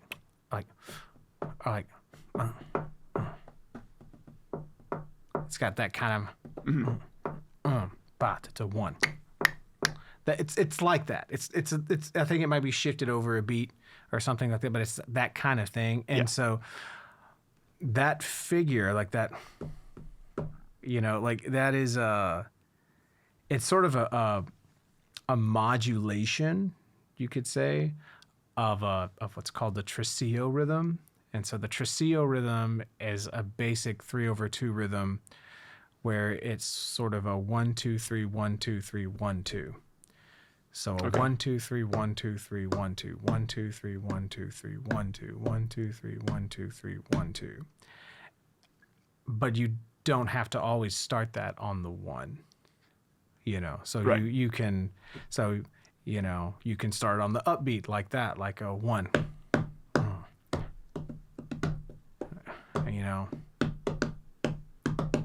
And all that kind of stuff. And so it's so effective to use those kind of motifs, and I always get really tickled when someone uses them really, really well. And whoever put this music together did it very well, very well. And it also shows up sort of in the melody that starts around the 52-second mark, because a lot of times when you're doing those sort of things, they will resolve after one bar. Right. Like, 1, 2, bum, bum, bum, bum, bum, bum, bum, gong, gong, gong, gong, but the way the melody is it starts off doing something like that, and then it continues. Like it takes like 2 or 3 bars to resolve, and that's stuff's there's so many layers of complexity to this music. And all of it, Yeah. all of it. Like this is just one specific example, and that's just something that I don't know, man. It's just so interesting. I'm able to see that complexity because I know a lot about rhythm. Yeah. But I think there's just as much complexity. I think harmonically, and or the voicings of chords that are being used, and there's some of, when we get to some of this shit, like I wish I could have an expert in here to tell me why it's as fucking weird as it is. So, but yeah. So anyway, so there's that game. Yeah, that soundtrack does a really good job of making you, even though the game itself I think doesn't do a great job of making you feel like what they want you to be feeling like having this fluid path through this area, through this environment. I think the soundtrack does that very well. I think you're absolutely fucking right, because I think that was something that I noticed a lot through almost all of these, is that the music drastically seems to change the experience of the gameplay. Yeah. For all of these, like the way, like if I watched it without the sound on, how I felt about what I was seeing, or the music that I imagined happening, and then I turn the sound on and I hear the music that's there, it makes me feel completely different. 3,000,000%, yes. And oftentimes that juxtaposition is almost this like psychedelic feeling that I want to unpack later. Yeah. All right, so then the next one is a game called Sword and Sworcery. Yeah. Which you, I believe, are familiar with. I'm deeply familiar with this, actually. I thought so. I almost didn't put it on this list because I knew that you listened to this a lot. So I'm so glad that you did not do that. Yeah, it's fucking good. It's so fucking good. So good. Now, I'm very familiar with the soundtrack. I'm very familiar with the album. Right. I have never seen a single frame of gameplay. Yeah, I thought not. Until I clicked on this. and I have to tell you, I cannot make fucking heads or tails of what you're supposed to do in this game. No, that's fair. It did remind me, the vibe, I guess, a little bit. It did remind me of the old, the old Sierra King's Quest games. Sure. Like King's Quest 4 and 5 a little bit. I think there's probably some DNA there in a weird way. Mm-hmm. Yeah, there's some inspiration there for sure. So what the fuck is the point of this game? It's a playable story, really. Okay. There's not a lot of gameplay. There is some gameplay. This originally came out on iPhone, I think, and iPad. So it was a mobile game. So it was like a tap on the screen. Oh. Because if you look in the gameplay, sometimes a circle shows up. Yeah. And it's somebody tapping in an area and the character walks there. There's no direct control. Right. I gathered that. Yeah. But sometimes you can come across like a wolf or some shit, and you go into like a little battle state, and you click a thing and a thing happens. But there's really not a lot of interaction there. So there's like a world that you have like areas that you can walk down. Like there are paths. Mm-hmm. And maybe it's like an adventure, like it's a King's Quest. It's like an adventure game. So you need to go here and do a thing to be able to go here and do a thing, or you need to get a thing from here and take it here. Okay. You need to talk to this guy so he does this thing for you. I gotcha. That sort of thing. But but it's story heavy. Like the reason you're playing this is for the story and the atmosphere, and the music in this case is a big part of it. I see. But you're not here for the exciting Twitch gameplay or anything like that. I see. So it's very sedate. It's very very chill. Okay. I didn't play a whole lot of the game myself. Gotcha. Just a bit of it here and there, enough to know that I loved the soundtrack, and then I listened to the soundtrack a lot. Right. So because this time period, 2009 to 2012, we were in a band together. Yeah. During this time period, so living in the same house in some. At one point, yes, for like 6 months of this, yeah, and then another close friend of ours who was also in the band at one point, Jacob Barnes. Yeah. And so he would always play the bass line to Lone Star. Yeah. And that's how, I'm pretty sure that was like, what the fuck are you doing? Because he would play that, and I learned the little do-do-do-do-do-do-do-do-do, and we'd play that. And then eventually we had played that, and you were like, what the fuck is that? And then we just played the song for you. Right. Yeah, like I practiced one day. I was like, I gotta make a note of this. And so yeah, this album has been consistently in my rotation. That's awesome. Really since then. Yeah. So like I would probably listen to that album. For a while, I was listening to that album very regularly, and so, but it's still Cool. yeah. No, I love that fucking thing. This was a thing where like I knew those first two songs were very good songs to put on a playlist, and then once I was going through the stuff to build this playlist out of, I listened to the whole thing and I was like, I forgot how good this album is. so good. It's really good all the way through. The whole motherfucker is really good. I mean, I guess we could say like it's. I don't think there's any live instrumentation. I think it's all electronic.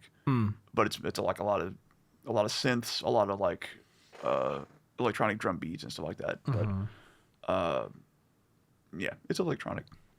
That is another interesting sort of theme with this, is that all of this music does feel very electronic, whereas on the second, A lot of it does. and to me, The biggest chunk of this playlist is absolutely not. interesting. Okay. All right. Well, we'll keep talking then. Okay.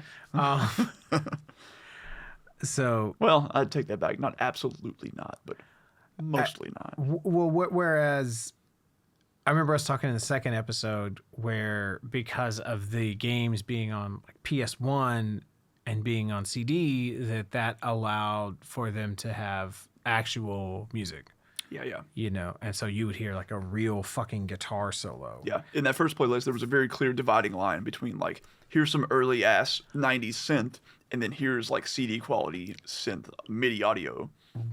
Right. Or actually recorded vocals or recorded guitar or recorded drums even. Right. And It wasn't just like a shitty voice sample like the double dribble dude. Yeah. Double dribble. Right. And it almost feels like this overall, but I think it's just because it's a lot of indie games.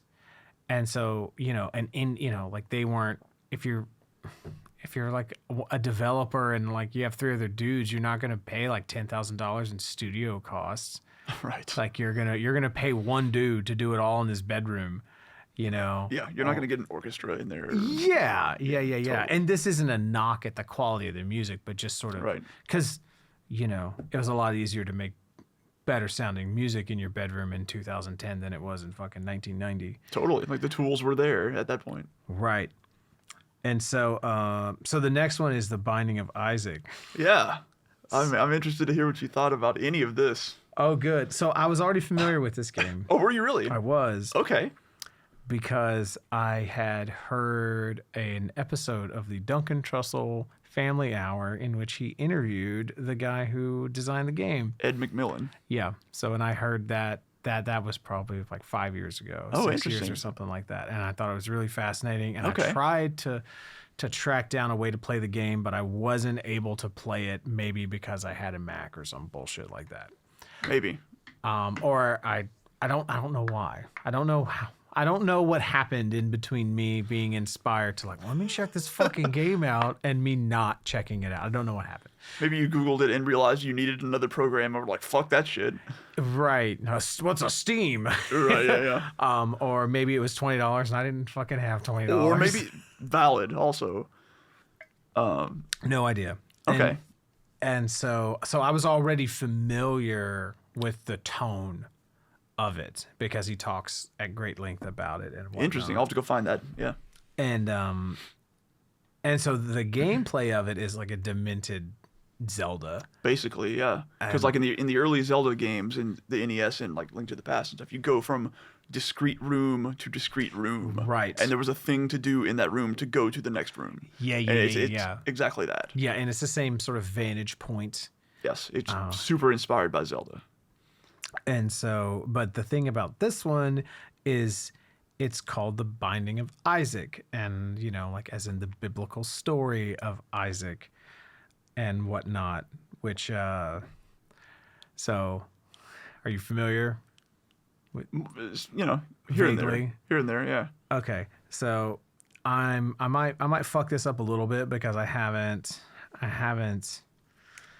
thought about it in a while. Mm-hmm. I'm not up on my Bible lore. And but let's see. I mean, more so than I am. Yeah, so basically here's the story in broad strokes. I'm pretty sure it's Abraham. that is Isaac's father. Yeah. So God's like, hey Abraham, I'm not sure you fucking love me enough. And Abraham's like, but what are you talking about, fucking God? I'm motherfucking Abraham. Like, you know, what do you mean? Of course I fucking love you, God.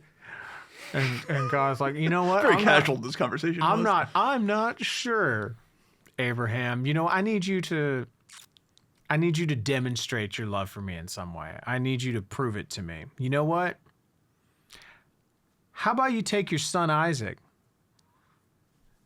And Abraham's like, oh, my son?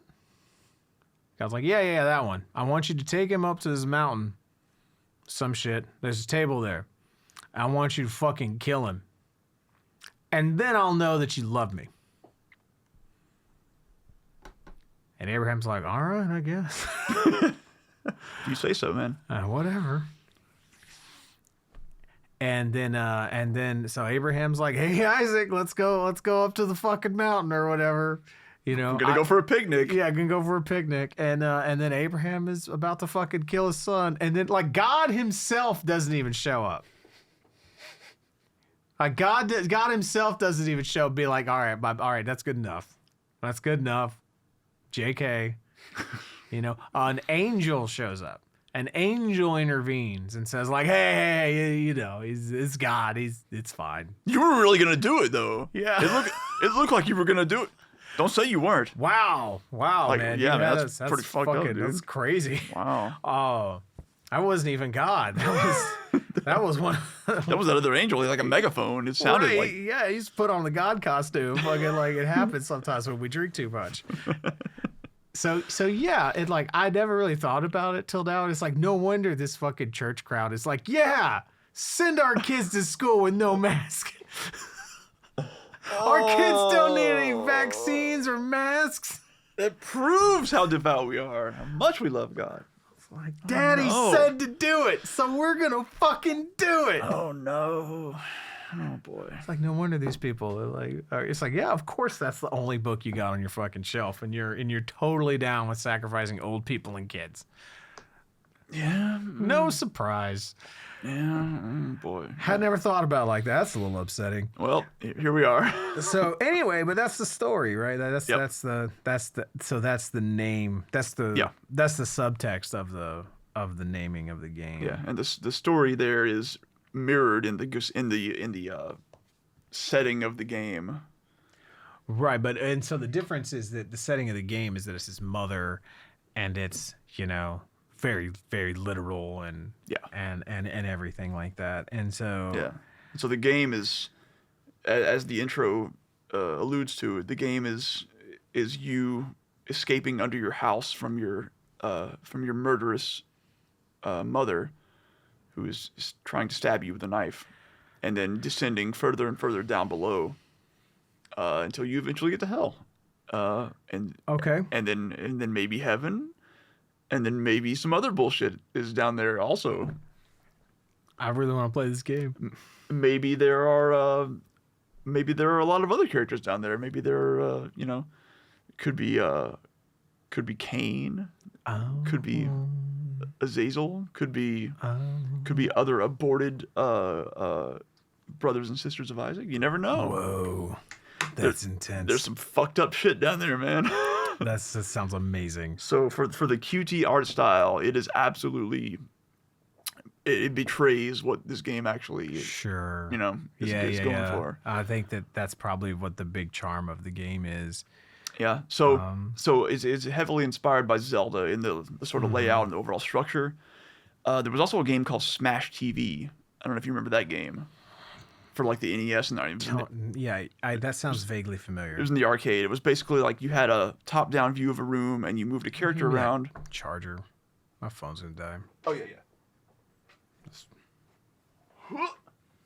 So you had like a top-down view similar to Zelda, but it was like waves of enemies coming at you, and you just had to shoot a lot in all directions to keep them at bay. Okay. And that's sort of what the gameplay here is like. Top-down Contra. Kinda, yeah. That's sort of what the gameplay here is like. You're shooting tears from your eyes. Those are your weapons. I didn't realize that's what they were. Yeah, and so you're moving around the room, like keeping these enemies away from you as they come towards you. So you're shooting, you're crying tears, Oh. And as you go through here, you find power-ups, and a big hook of this game is that it's very replayable. I myself have put, I don't know, 500-600 hours in this fucking game Fuck me. over the past like decade. A lot of fucking time. It's very replayable. I've gotten other family members into this game as well, and they put a lot of time into it too. It's a very good game. Good or bad, it depends on what you want to take away from that, I guess. So Imagining your mom playing this game now.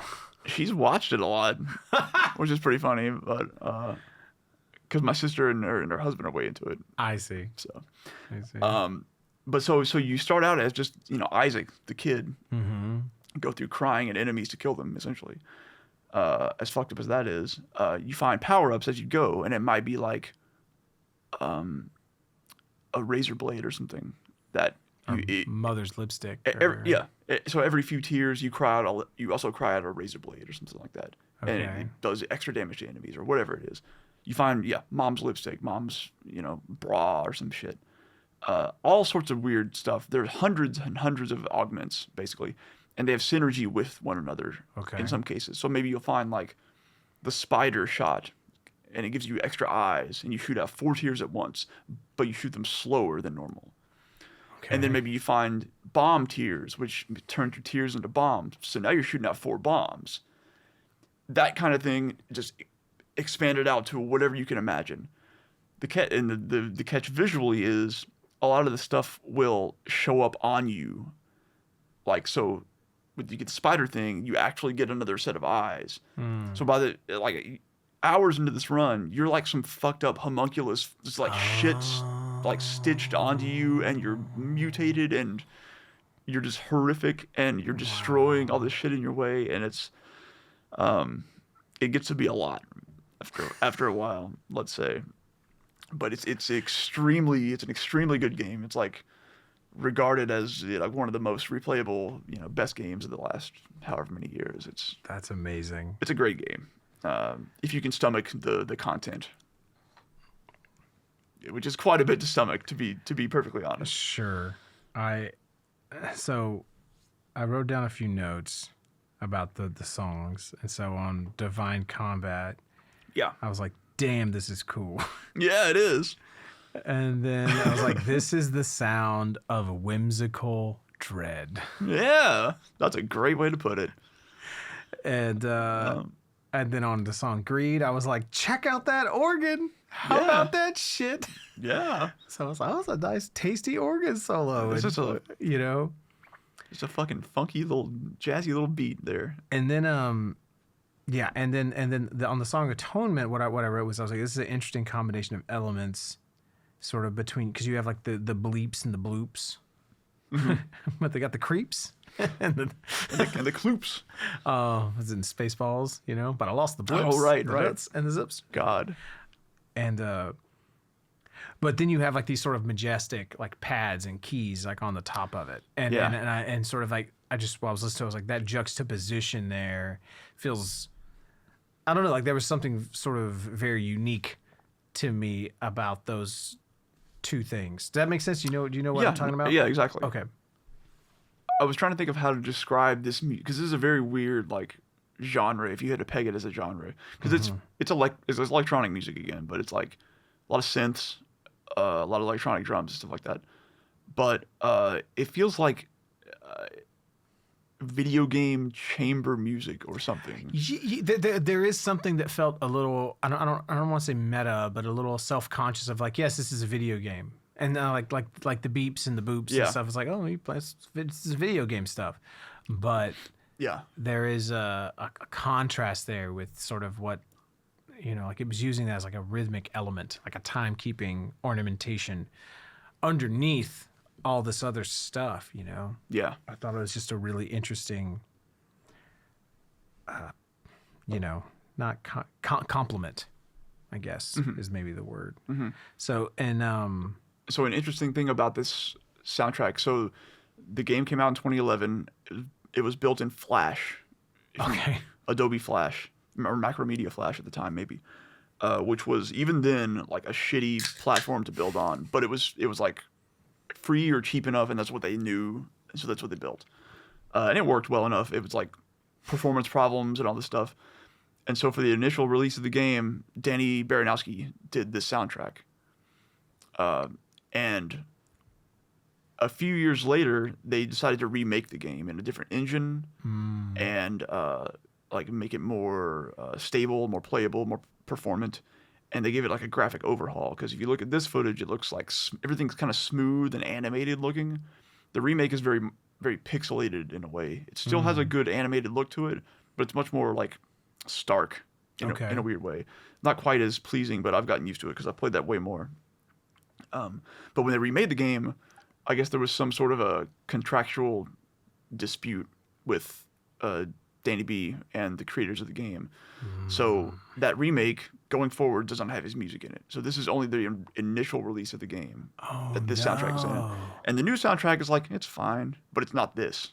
Fuck. So it's a real bummer. I think there are mods you can put this music back into the game, Sure. which I just never looked into. But I've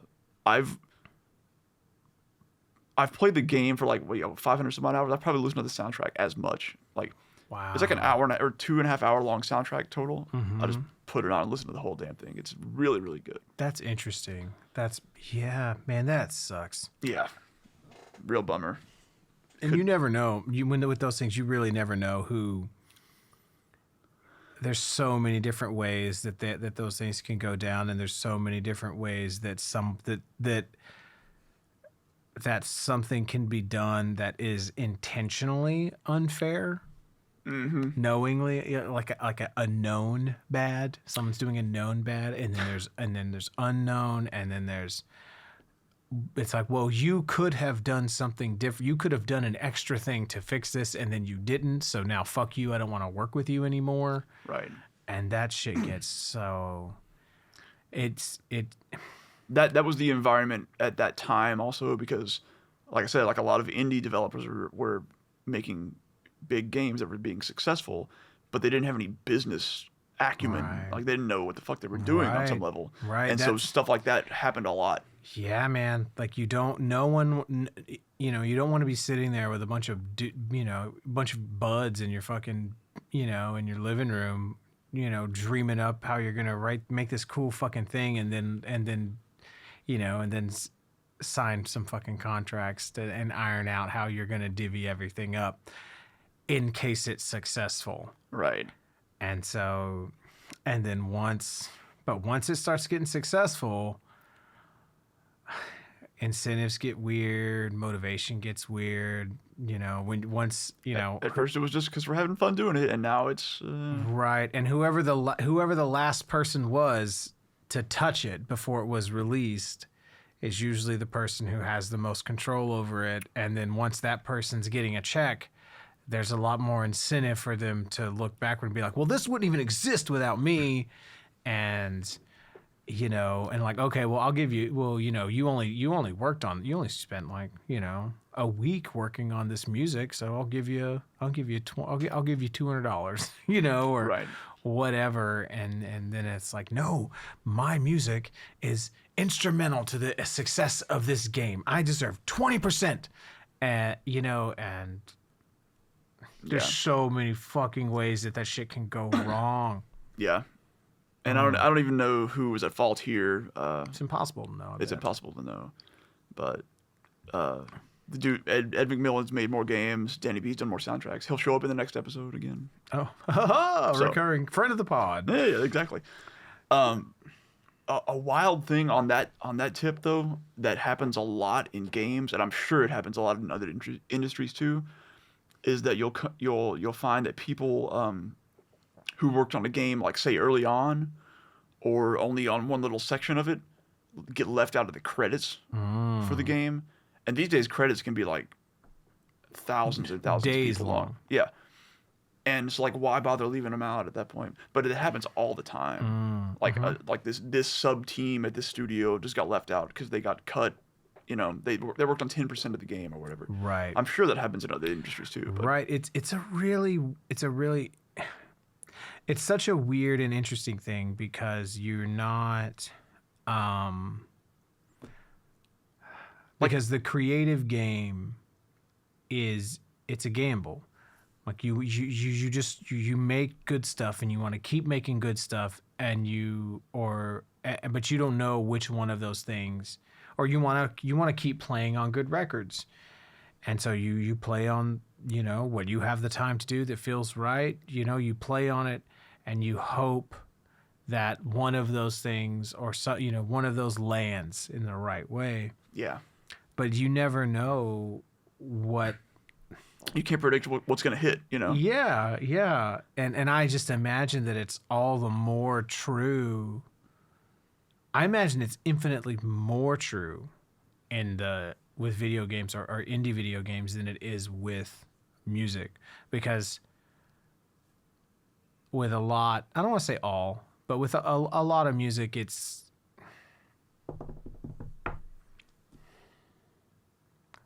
I might be wrong, but it feels like it is sort of dependent on how much... Or that's probably just with a lot of the music that I'm involved in, is that it's sort of dependent on how much work is going to be put into promoting it, and how much, like either you need to be making, if you want to make a lot of money playing music, you either need to be playing music that there's a high demand for, or you need to have time to build your audience, to create a product that is unique, to almost create your own demand. Like Meshuggah, right? Think of a band like Meshuggah. Like Meshuggah needed time to tour and to promote, to let everyone know about, like, hey, here's this Meshuggah thing, and you can only get this Meshuggah thing here. Right. And so, but they needed, 8 years or however many years to just make records and tour to do that. They needed money to do that. Yeah. And so, but sometimes you just have a sound that's just so unique that there happens to be a market for, and just right out of the gate, it's instantly making money. Right. I guess like if we were staying in the metal world, you could say Slipknot or something, but yeah. But I guess like the thing is that the number of people that there weren't that many people that needed to touch a game like Binding of Isaac before it was released and playable. And so I imagine there were thousands of similar games that just didn't land. Oh, totally. For whatever reason. And so now, and then because of the way that it's distributed, now this can be downloaded and purchased tens of thousands of times or whatever. And now there's all this money. And I mean, back then it was less of a gamble if you knew you were making a game of a certain quality, because the market was so small. But nowadays, like, hundreds of games come out per day. Right. And just nobody fucking sees them ever. Or how could you? Yep. How could you see them all? No one has the bandwidth. Right.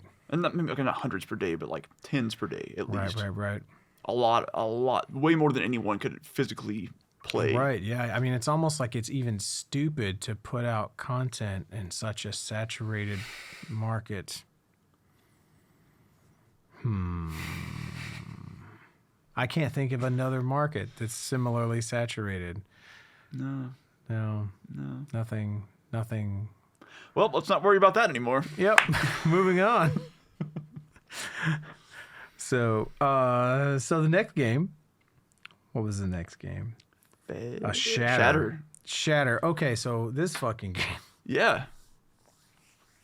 This game fucked me up. I watched. Did it really? I watched like 30 seconds of it. Okay. Like, oh fuck. So do you remember Breakout? Do you know what that is? No. So it was the name of a game, and then it kind of became the name of that genre. So basically the deal is you got like a row of blocks up at the top of your screen, and at the bottom you got a paddle, like a pong paddle. Okay. And there's a ball that starts and it bounces, and you hit it with your paddle, and depending on like the physics of how you hit it, if you're moving a certain direction, it's like fudged physics. It's not real physics there. Just what makes sense for like this sort of game you're playing. Yeah. And it bounces up, and then when it hits a brick, it breaks that brick. It comes back down. And you just do that. All right, sure. And the goal is to break all the bricks. Okay, sure. This game is an evolution of that with a shitload of style on it. Right. And like instead of just rectangular environments, there are circular ones. There are like boss battles, all this nonsense. So that's what this game is. So what fucked you up about this game? All right. This is going to be random. Okay. Okay. Now let me. So this is what I wrote while watching the gameplay. Okay. This shit is psychedelic. Yeah. Okay. And then so what? And then it starts sending me down this tangent of, because earlier in the week, for whatever reason, I don't know why, but I was like, okay, what is psychedelic music? Like when people, because I think someone was in a Reddit thread talking about like psychedelic jazz albums. Mm-hmm. And psychedelic is a weird term in music because you know what it is when you hear it, but it's really hard to describe. Right. And so I was trying to sort of. It's really more of like a vibe thing than it is a style of music. Right. And so I was trying to pin down what that meant. And what I came to, the conclusion I came to, is that when you talk about something being psychedelic, is that it's distorting your perception of time and space. Yeah, okay. Yeah. And so in music, it's a song that deviates in some way from to where you don't know what's happening next, right? It's not a verse chorus. It's like, hey, here comes the verse, here's come back to the chorus. Okay, we're gonna take a little break and do a bridge, and then we're gonna come back to the chorus. Like, Right. That's not. But so, you know, like a long song that goes through different motifs, and to where you stop worrying, you stop thinking about how much time has passed. You're on the journey at that point. Right. And so it's affecting your perception of time. You're not, you know, or it can even be things that have sort of polyrhythmic, you know, things like that where like you can't like get your footing on it, you know, like a lot of Tool's music is like that. Yeah. And a lot of the progressive rock that borders on psychedelia, you know, or a lot of the Grateful Dead stuff is like that as well. And so, and I think that video games are similar, but they can fuck with your perception of space a lot. I mean, also with time, but I think that there's a lot more freedom to fuck with the feeling of space and the perception of moving through space and all of that. And I think that's what sort of, it might seem odd that that's what popped in my brain for this one, because this one it's kind of a static viewpoint. Right. But was it like the transitions that got you? I'm honestly not sure. I think it's just like how shit was just flowing on the screen. Okay. It's sort of, you know, it wasn't like the camera movements, right? Or the movement of the point of view, you know. It was just what was happening. It's like, you know. It's a lot to take in. Yeah. To be fair. And it was probably in combination with the music. Okay. Is probably what it was. Yeah, because these songs. Oh, okay. Yeah. Right. Yeah, because this fucking music.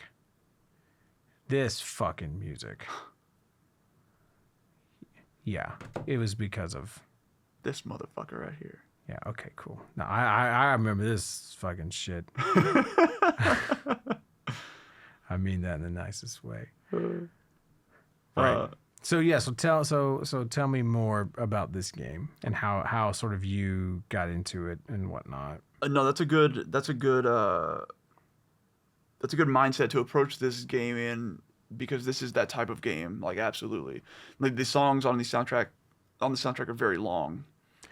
Yes. Songs are regularly like 7-8 minutes on the soundtrack. Yeah. Because they're meant to be just playing. Yes. Dude, it's so fucking good. The whole soundtrack is this good. So if you like this, go check out the whole thing. It's so good. I wrote more about these two songs than I wrote more about Damn. This whole soundtrack is incredible. It's widely known for being like one of the best soundtracks. But this is a game where like you can just kind of zone out You can do that with like Tetris Yeah. in a big way. There's a game called Luminous that you can do that with. It's very music based as well. That I've played so many hours of. It does the same thing as this game does, where you just like get into a trance state, and the fucking music's just looping forever, and you're just breaking the bricks. And there's also in the game, in addition to just using gravity or physics to move the ball, there's also this vacuum and push mechanic as well. Like the ball can get power ups, sort of, and you can like use your little paddle to suck it in to where your paddle is. Okay. But it also sucks in the bricks in some cases. Okay. And then you can expel it as well. Okay. To sort of maneuver it around the arena. So there's this whole other aspect to it of like direct control in that way. All right. It gets really hard actually in a way that isn't maybe great in some cases. It gets really, really difficult. So you kind of lose that zen because you're like, fuck. I see. You know. I see. But it's very much that type of game where you can just like sit back and chill and let the soundtrack go and break some bricks. And Very cool. yeah, it's really neat. So what I wrote down, so the first track you put on here from this game is called Argo Refinery. And it's like 8 minutes long or some shit like that. Yep. And so the first thing I wrote down was I love the looseness and rub of the bass lead in the first half. Hell yeah. Some good ass bass in these tracks. There really is. And then it's like, Because this is the one that like, it's like some synth that comes in. It's like doing this wavy shit. And then all of a sudden it's like, it's like super low and heavy. So aggressive. It's real good. I think there's a specific sub genre of techno or something that this sort of feels like hard bass or something like that. I don't know fuck all anything. I just feel like it's a thing I heard. Like there was one point in my life where I heard 30 seconds of a thing and someone's like, it's called this. And I'm like, oh, that makes sense. And this sort of reminded me of it, maybe. Yeah, okay. I don't know. I'll buy that. But I love how sort of, because it's not metronomically perfect, I guess is what I mean, but it's very consistent. And so, so it's a little loose. And so that gives it a lot of attitude and swagger, to it. It's not lining up. Like there are parts where it drags a little bit. Like, yes. Right. Yeah, totally. Yeah. And it's a really good, and that's something that I think is really fascinating too, is that you sort of have how you can take and put, have music that you made on a grid, or program to a click track or things like that, and then you can put a track on, and that like again, it's sort of the thing we kind of keep talking about a lot, like the sort of tension and release or complexity, and or cerebral and visceral or whatever, and you have a very rigid grid, but then if that's sufficiently rigid, then you can take and put some really loose shit on top of it, and it still feels great. Right. It still has to be consistent, though. So, yeah. Sorry, I'm fixing to go on a tangent. Okay. A little bit of a rant here. Go on. When you're going, so like from a musician standpoint, from and all that sort of stuff, when you're going to sort of deviate, and you're going to, you're going to play behind the beat, you're going to play this or whatever you're going to do, or you're going to fuck with your subdivisions, and you're not going to play perfect 16ths or perfect triplets or whatever. You have to be consistent. Yeah. You can't just start fucking around and being sloppy and say that you're just playing with feeling. You can't just be sloppy and say, "Oh, I'm influenced with jazz. It's my jazz influence." The music's flowing through me, man. It does what it does. Yeah, you can't. That's not. It still has to. You still you can make whatever choices you want to make about how you phrase you phrase the music that you're playing, but there needs to be something consistent about it, or or it's not. I mean, especially if it's within the framework of a structured song, right? Because you can do whatever the fuck you want if it's just you solo going off, Right. and there's no structure around it. But especially if you're playing with other people, if you're playing with drums or a bass, Right. and you're noodling on the guitar, and you're going in and out of different feels, and you're behind sometimes, and you're ahead at other times. Right. You can't just do whatever the fuck you want and say it was just a feeling. It has to be, discernible. It has to be followable. It has to be. It has to be in the vibe of the music or whatever that is, right? And so if you're going to go, like if you're going to zig while your drummer is zagging, you have to sort of be able to consistently do that so that and y'all can do that in various ways, but the center has to kind of stay the same. Yeah, it's got to be like two offset sine waves, Yes. like Yes. they meet every so often. Right. That's I think there's like an interview clip of Charles Mingus describing that's how him and his drummer play together and their interpretation Cool. of the time and of the beat. There's like this oscillation that comes. Right. Yeah. Right.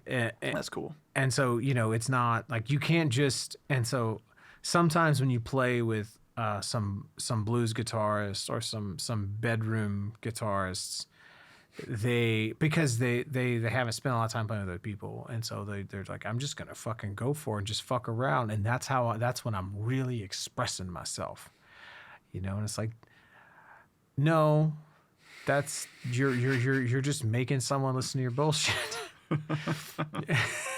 And it's like that moment. It's when you realize like, oh, I'm not really having a conversation anymore. I'm just kind of ranting at someone, or I'm on a monologue. It's that. It's that, and it's not that can't be inspired and like doesn't have its place and blah blah blah blah blah blah blah blah blah. But and also though too, if we're talking about music that is still supposed to serve some function for the audience and still supposed to create some sort of trance and still supposed to be some type of dance, facilitate some type of dance music, right? You still have to be consistent in your interpretation. That's what I mean. Maybe that's the best way to say it, is consistent in your interpretation of the time. That's what I mean. That's what I mean. You can interpret the time however the fuck you want, but you need to be consistent in how you interpret that time. Whatever it is, it can be weird, but if you're consistent, then the audience and the rest of the band can latch onto it and adapt to it. Right. And it can, you can't go anywhere in a fucking car you can't stay in. Like if you keep the car goes this way and you're in the and you you're keep in falling the seat out and you just go this way. Yeah. If you keep falling out the fucking car, that's what I mean. It has to be like followable in that way, right, by the listener or the other musicians playing with you. It has to be right and predictable in some way. And that followable, it doesn't have to be consciously followable. It can be subconsciously followable. It can have a feel to it, but you got to have something there. Right. It can't just be a goddamn Frank Zappa solo in a vacuum. Yeah. I got Zappa issues. Some people got daddy issues. I got Zappa issues. Zappa issues. Yeah. I got issues with hot rats.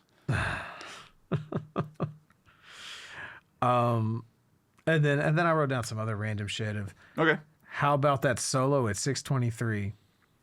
Now this is a really weird tangent here. So, and I was like, there seems to be a theme with a lot of this music, or some of this. I don't know. This was a little element that sort of stuck out to me, and it's this thing where the guitar isn't overly present at all.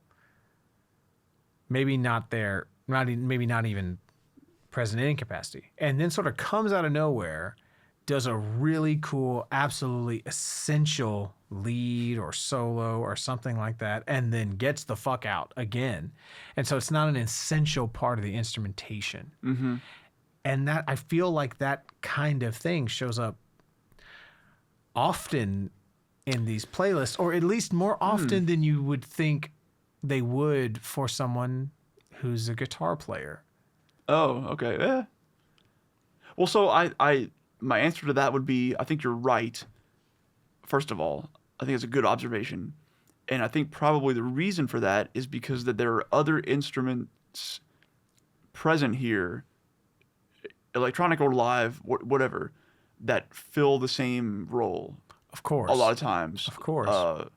Like a synth can be playing a part that fills the same like frequency spectrum role that a guitar does, Right. They're living in those same notes, Yeah, exactly. Which that was as someone who doesn't play a melodic instrument, that was a really interesting thing I learned when playing doing church gigs and sort of taking a few guitar lessons with this guitarist named George Heathcote, who I was playing with. Like, he and I were in the band together, and he was telling me about different chord voicings, and he was describing how he will voice chords differently depending on what other instruments are in the band. Right. And he's like, oh, well, so on Sundays we play with a piano player, and this piano player uses, he comes from a classical background, so he uses these big chords that are, multi-voice, he's covering so much harmonic ground. Right.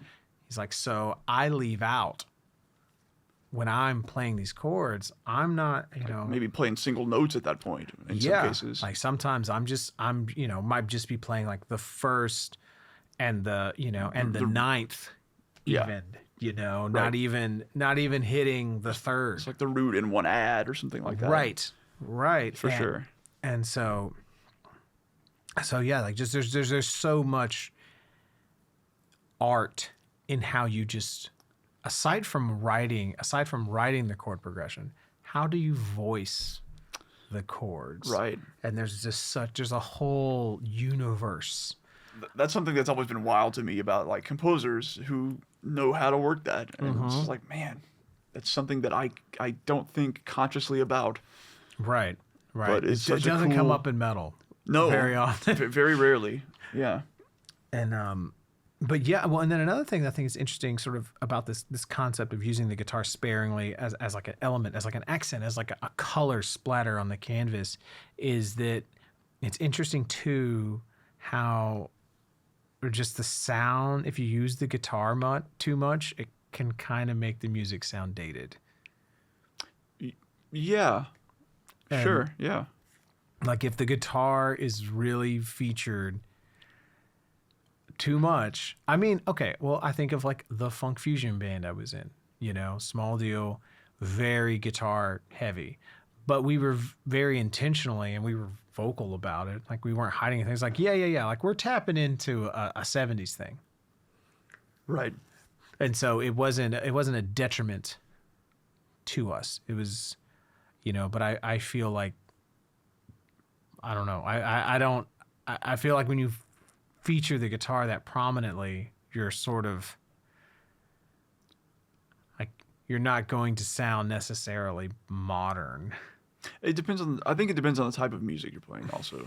Sure. And I guess I'm talking about like kind of funky jazzy music. Yeah, I think you're totally right about that.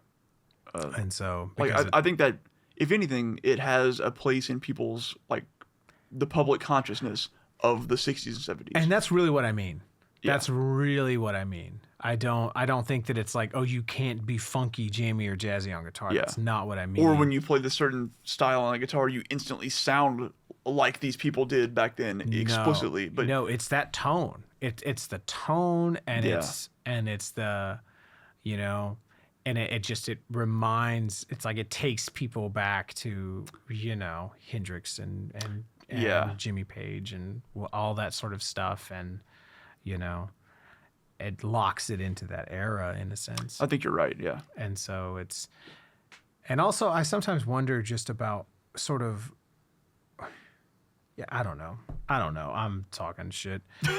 So like, I was going to try to make some connection about like, and I think the guitar is naturally a very noodly instrument, so I don't know that it would lend itself to the sort of meditative, vibey, trance-like quality that this music calls for.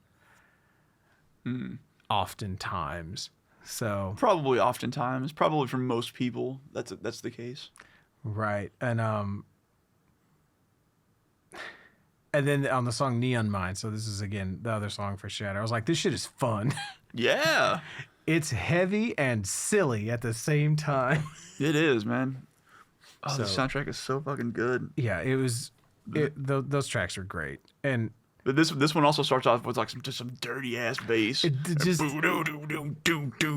yeah. The little synth hit in there. I love that. I laughed. I smiled. I was like, Yep. and so then I did notice one thing, and it just totally makes sense. I was like, I can't help but notice how much easier it is for me to do this monotonous computer work that I was doing, you know, like my day job shit,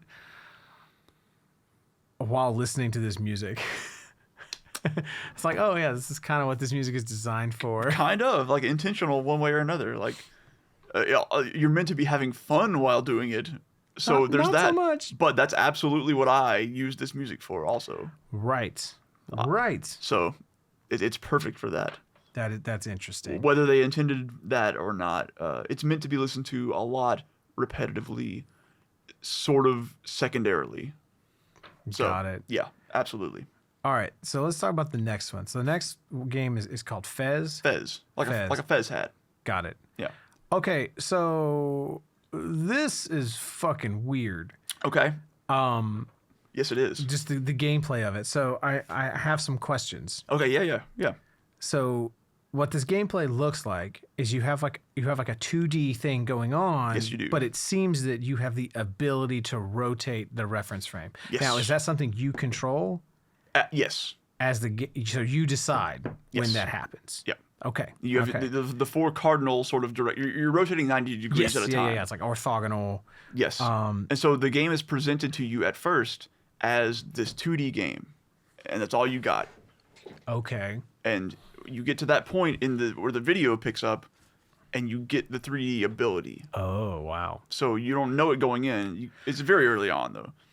And so basically the way it works is like, yeah, you're rotating the entire world 90 degrees at a time around, and it turns out you're in a 3D environment. Catch is the characters in this world do not know that. As far as they're concerned, it is a flat fucking world. I was gonna say, I was like, I'm almost getting Flatland vibes from this because I started skipping around the video, like, let me see what I see or whatever, you know what I mean. But Yeah. it seems like that seemed to be a part of I don't know, the gameplay or the plot of the gameplay. Was this dimensionality specifically? Yes, totally. Like, there's one point where there's like blocks missing, and you see like space and shit and stuff, you know. Yeah. So you get the 3-dimensional ability, and then they work. There's puzzling that it's a puzzle game, but they like hint at 4th dimensionality and all this other madness. It's a really wild game. There's an entire scripted language in the game that you can completely miss out on, but you can learn the alphabet in the game. So like at the beginning, there's this fucking cube that's talking to you, and it's just saying like gibberish, and you can't read what it's saying it's just symbols. You can learn that, and then go back and play that part again and see what he says. And he's just saying shit like, "Whoa, man, it's cool that you're here. I'm gonna give you this power. All right, see you later, dude. Peace." The fuck? it's so ridiculous. What the fuck? But it is yeah, it's kind of a trip. There's a lot going on there, but it sort of presents itself as a simple like platformer, but there's a lot more to it. But there's a lot more going on to Yeah. it. That's leave it to a fucking artist type to put all the effort, put this astronomical amount of effort into conveying something, and then what they actually choose to say is something very whimsical. Yep. You know. That's the whole point, to make you look at that and go, God, what is that fucking dude What is he saying? doing? I don't He's just being a goofy weirdo. And it's there's an interesting, I guess, I don't know what you would call it, but it's, if you were gonna say, like a philosophy of art type thing, or some weird meta thing of saying that the real meaning isn't the result, it's the work. done. This is the journey, not the destination. Really. Yeah. And so like the real meaning, the real philosophical nugget that person is trying to convey is not what he has that character say. It's the work involved in creating this language, and then all that. Or just like even not even as involved in that, just like the feeling, the act of the thing conveying something to you that you can't understand, or just that, even that. So I think it's all of that, really. Fucking gamer. But those songs from that soundtrack, they I put them in that order because they sort of create a bit of a journey. They do. They start off kind of whimsical and light and airy, and and towards the middle they get a little bit dingier. Right, and so I was going to ask about these song titles. Yeah. Is there significance to these song titles? To some extent, maybe in the game, but Okay, because it's like flow, legend, forgotten, sync, glitch, death. Like it's very one word. It's what I mean. I guess there is actually. I think flow is like one of the earlier songs, and you're meant to just be sort of cruising through the levels. There's not a lot of hard puzzling going on. Yeah. You get to glitch, and the world actually so in the video, if you watch, you get the 3D ability, and the world glitches out, and the quote unquote computer resets, and you see like a BIOS screen, and it resets the game, and you're left wondering as the player, like, oh shit, did the game crash? That sort of thing. And so the levels start glitching out, and things happen in the game that are like. So there's very much a meta aspect to this game. Totally. Okay. 100%. And then things deteriorate from there over time. I think that's where you get to Okay, death. that's what I was seeing. Yeah, totally. I see. That's fascinating. And so there's almost like a commentary on gaming itself nested inside of this, I guess, in a way. Yeah. So the music, so I wrote, damn, this is cool. And then I was like, reminds me of one of the Bass Nectar records I got into back in 2013, I think, or Wintergatan. So then here's what I did. I went into Spotify. I was like, let me figure out what that Bass Nectar album is. And I look up Bass Nectar. Okay. And there was a playlist that I had. Let me see if I can find it. That you created. That I had created. Okay. And whatever, it's not coming up now. For whatever reason. But what's funny is that I created this playlist that had Bass Nectar, this band Wintergatan. I've heard of them, yeah. Okay. Had them on it. And the Jim Guthrie record. The Sword and Sworcery record. There you go. And I was like, oh, that makes fucking sense. So I had this playlist that was just Bass Nectar, and I was like, even this stuff is connected in some sense to me, and I thought I was very tickled to find that. Past you knew already. So made that connection. Yeah, what's weird, so the soundtrack is done by a dude who goes by Disaster Piece. But not the Slipknot one. Slit your throat and fuck the world. Exactly, yeah. But like Peace. And what's wild to me about this dude is, so he did this soundtrack. He's done a few other soundtracks. Have you seen the movie It Follows? Yes. He did that soundtrack. Oh, that motherfucker. So what's interesting is if you listen to that soundtrack next to this one, this dude has like a distinctive synth tone.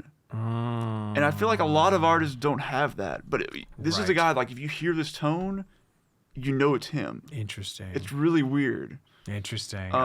That It Follows soundtrack is fucking awesome, too. It is. That's a fucking great movie, too. It is. I was trying to talk Allison into watching it. Oh, man. I was like, this isn't slasher. This is legitimately unsettling. Yes. This isn't fun boom boom bang pow. Ah. No. Like this is like fuck you up for a bit. This is gonna stay with you a little. Yes. But it's very good. Yes. So yeah, the soundtrack to that done by the same dude. All right. So, okay. So this next game. So now we're into the meat of it. This is the centerpiece of this playlist. This is why I made this playlist. This is arguably why I made this entire set of playlists. That's a statement. It's gonna come back next time too. Well, we're out of time. Well, shit. Maybe part 3. Who knows? Maybe Start your part own podcast, if you wanna talk about motherfucker. So you can join us next month on the Robert Rabel podcast. We're Richard Wooten guests. Like and subscribe. So what is the name of this game? Because I'm a little confused. So it's Nier. Nier is what it's called. Nier. So it's a confusing situation actually. So the game itself in the United States was just called Nier. It's what it said on the box. That's what you fucking called it. In Japan, it was released twice. There were 2 versions of it. There was Nier Gestalt and there was Nier Replicant. Okay. And in Nier Gestalt, which was the version that was released here, that was just called Nier, you played as this old man who had a daughter. Okay. In the other version, in Replicant, you played as the brother of this girl instead of her father. It's a very weird distinction to make. And I think the conventional wisdom as to why that happened is because it's seen as more like relatable to play as a brother character in Japanese culture. Okay. And they, for some reason, wanted to make it a father character for Western players. Just one of those sort of yeah, it's a really weird distinction to have made. Like a cultural mismatch kind of thing of whenever you find that meme that's a Japanese baseball game where they had to like make up American names. Yes, exactly. that kind of thing. Kind of. It's like a weird localization thing, but they built it into 2 separate games, which you never see happen. So anyway, anyone who played that game in America played that version with the dad.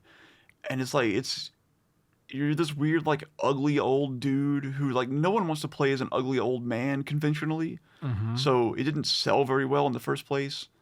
But this game's all about, like, the story and the characters and how they interact and all this other shit. So that's the deal with the name. Anyway, It was released twice. And then last year or 2 years ago, they re-released the Replicant version as like a HD upgrade worldwide. And you play as the brother character, and that's the only version you get. You don't get the dad character anymore.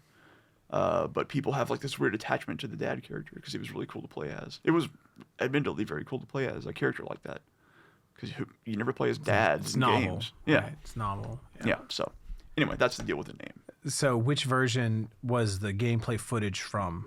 Gestalt, the old man version. Okay. Yeah. Okay. So what I wrote about the gameplay was the first thing. I was like, triangle boobs abound. Yeah. Was the first thing. Okay. Yeah. Yeah. I was like, okay. Yeah. Totally. But there was a thing that was very clear, which was like, okay, well, the dialogue on this seems a lot more. There's a lot more personality and thought put into this dialogue. Yes. And the way that these characters are interacting. So that's something that seems different. Absolutely. That's a huge part of it.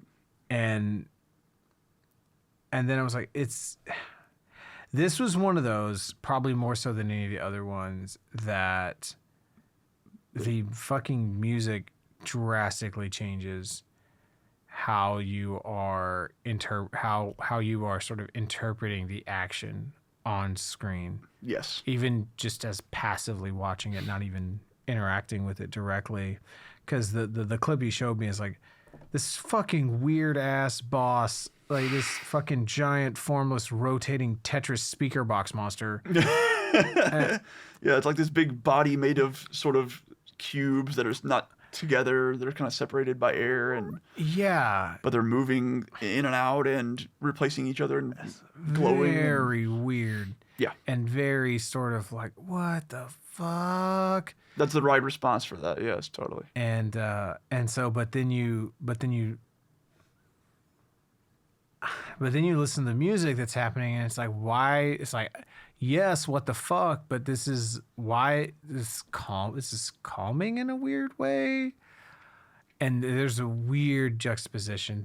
All this Totally. music is fucking weird. Totally. So all of it, all of 100%. this music is fucking weird for this game. Absolutely, it is. And I just, It was composed by a Japanese composer who had done a lot of other games, Keiichi Okabe. And he does like some pretty weird compositions, like some weird instrumentation and weird like feels. All this. It's a very strange thing. And for the vocals, he got a vocalist in Japan who I think is from there, but also speaks English and stuff, named Emmy Evans. And they went like the little blurb I put in the notes there was they basically went to her and said, all right, we want you to sing for this soundtrack, but we want you to write nonsense lyrics, basically, based in what you might think these other languages sound like in 1,000 years. right. So here's the quote. So from Wikipedia, in addition to singing, Evans was asked to write her own lyrics in futuristic languages. The composers gave her preliminary version of songs and the style they wished the language to be in, such as Scottish, Gaelic, or French, and she invented the words. Evans wrote songs in versions of Scottish Gaelic, Portuguese, Spanish, Italian, French, English, and Japanese, and wrote Song of the Ancients, which is one of the tracks on here, in an entirely fictional language. She wrote that song by listening to songs in as many languages as possible and jumbling them up together. For the other languages, she tried to imagine what they would sound like after 1,000 years of drifting. Yeah, and the reason for that time period... What the fuck? The reason for that time period is because you start the game, and then there's a 1,000-year time skip. So the game that you actually play takes place, quote-unquote, 1,000 years after, like, an apocalyptic event. Okay. So that's why you might want to do that. Why creatively that would make sense. Right. To give that kind of direction. And Yes. so... Yes. So needless to say, none of the lyrics of this music are interpretable. They're not words. They're just nonsense sounds at the end of the day. And it affects you it affects you while listening to this music. Fucking A right, it does. I have to say that because it feels like listening to this music. It feels like you're constantly grabbing for a rope that is continuously slipping from your fingers. Because the vocals have the rhythm and the timbre and the feel and the cadence of you're telling me something. Right. You're telling me something important that you care about that affects you. Maybe you're incredibly sad about something and you want to let me know. Right. But I can't understand you. Yeah, I can't. But it's this constant, there's a constant push and pull. I wrote. Totally. Yeah, I was like, yeah, all this music is hella weird. Yeah. And it's weird in ways I can't put my finger on. Part of it is the vocals. Them not being a real language really adds to the ungrounded feeling. It's hard to describe, but it feels weird to listen to, like you are constantly trying to get your footing, like trying to do calligraphy on a boat. like you're trying, like you're always this close. You're always this close. Yeah. It is unnerving in a way that is so unique to any other music I've ever heard. That's awesome. And it's not just the vocals. It's also how the music itself is put together. It's the instrumentation, it's the sounds used, and it's how those elements are actually combined. Right, like how it's composed. Right. Yeah. It's all fucking weird. Yep. And it is there is the kind of, because there's no way to describe this music adequately. Like it's symphonic in some ways, it's like orchestral in some ways, it's choral, but it's also electronic. so it's very ethereal a lot of the time, though. And there's no single one of the elements themselves that feel mysterious. It's not the elements themselves. It's the way that they're combined. There's something very unique in the way that they're combined, because this isn't alien music. Like it's it's still using the language, but it's using it's like hearing, like when you hear someone speak an English dialect and you're like, I know those words, but I don't know what you just fucking said. Or it's like there's a video out there of I think Swedish actors or something, and they take, it's like what English sounds like to non-English speakers. You know the video? No. Okay. But Well, it's like somebody just saying syllables of words that we would use, but they're not any words. They're just the syllables that we say. And so you look at the person talking and you hear the words that are coming out of their mouths, and you don't understand what they're saying because they're not saying English words, but the syllables, it's like English syllabically. Right. The intonation and the rhythm and everything. And it's very unnerving. Yeah. That makes sense. Yeah. That makes sense. And so It's kind of the same thing here. yeah, and there is like a sort of an overarching sort of world music vibe to all of this that is intentional, I feel, because of what they were going for. But again, it's like a weird, it's sort of a weird permutation, mutation, perversion, if you will. I will. And then I read this, I was like, this is probably the weirdest music overall. It's strange sounds combined in strange ways. It makes me wonder, how the fuck does someone get the call for this job? It's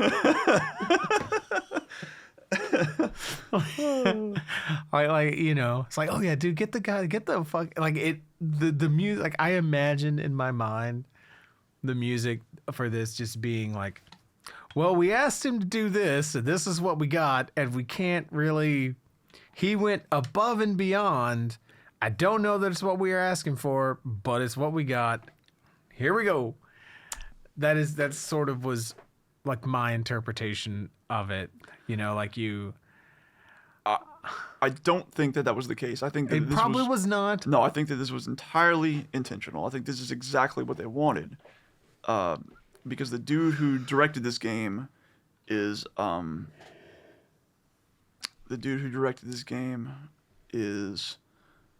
this guy. He wears this mask in public at all times. Okay. His name's Yoko Taro. He's sort of an auteur director. Of course. He's a fucking complete weirdo, as you might expect. But he's extremely down to earth and reasonable and like sensical in a weird way, but also just kind of irreverent, very very irreverent. And he's known for like being a fucking weirdo, but in a way that people can relate to. Okay. So he wears this mask in public because he has severe like anxiety, and he did it as that way at first, but it became like a character in a way. Sure. The character that mask represents in the game is the character Emil, which some of these songs are named after. Yeah. And there's a whole arc to him throughout the game where he's like a human boy who becomes cursed and eventually sacrifices himself towards the end, which is relayed in the song and the titles of the songs like that. This game is all about doing terrible shit to people you care about and trying to find redemption for that. In some cases, not knowing that you're doing terrible shit to people you care about. All right. So this game is extremely not light. Okay. It is extremely heavy. I think the descriptors that I put in there were something existential dread. I think so. That's a huge that one, and we will revisit this game's sequel next time. Oh, exciting! Yeah. So character focused existential dread is what you put for. Yep. This game is a lot. I can't even begin to explain a lot of what this game does. The game itself does not play particularly well, which is unfortunate. It's kind of repetitive. It's kind of like grindy. It kind of just doesn't feel great. The camera is kind of fucked up in some ways. But everything else that happens story-wise and musically and character-wise, like, more than makes up for it. I see. It's like you play through the whole game, you get to the ending, and you have to go back and play through the second half of the game, and different things happen. And then you have to go back and play through the last third of the game from a different perspective, and then you have to finish it twice more. There are like 5 endings to this game, and you got to repeat shit to get everyone's perspective on what has happened. And that is how you understand the gravity of what you have done throughout the course of the game. Fuck. So, it's, on the one hand, you can say, well, I don't fucking play the game 5 times. I didn't like it the first time. Well, okay, well, I understand that because it doesn't play great. But if you stick with it, you will be rewarded. You will understand why they want you to do that. I see. So this dude has like a vision for this shit. And that's, the soundtrack in that respect was entirely intentional to be weird and very explicitly like not understandable. Yeah. And possibly sort of off-putting, but also like extremely beautiful. Off-putting and beautiful, yeah. This collection of music is like one of the most beautiful collections of music I know of. Right. Yeah. I absolutely adore this soundtrack. That's awesome. Yeah, it is different. It is very different. You can tell.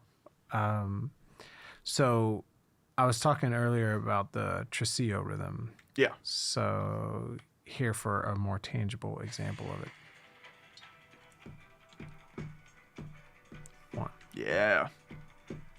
There's a nice slow version of it. Right. 1 2 3 1 2 3 1 2 1 2 3 1 2 3 1 2 1 2 3 1 2 3 1 2 1 2. So Right on. FY Izzle. So yeah, really great. Yeah, really great. So another thing on the soundtrack is you'll have a lot of tracks. Even in this playlist, there were a couple of like, this track is named this, and so is this one, but it has like a little thing appended at the end. Mm-hmm. Song of the Ancients, Fade, I think is one. Song of the Ancients, or whatever the other one is.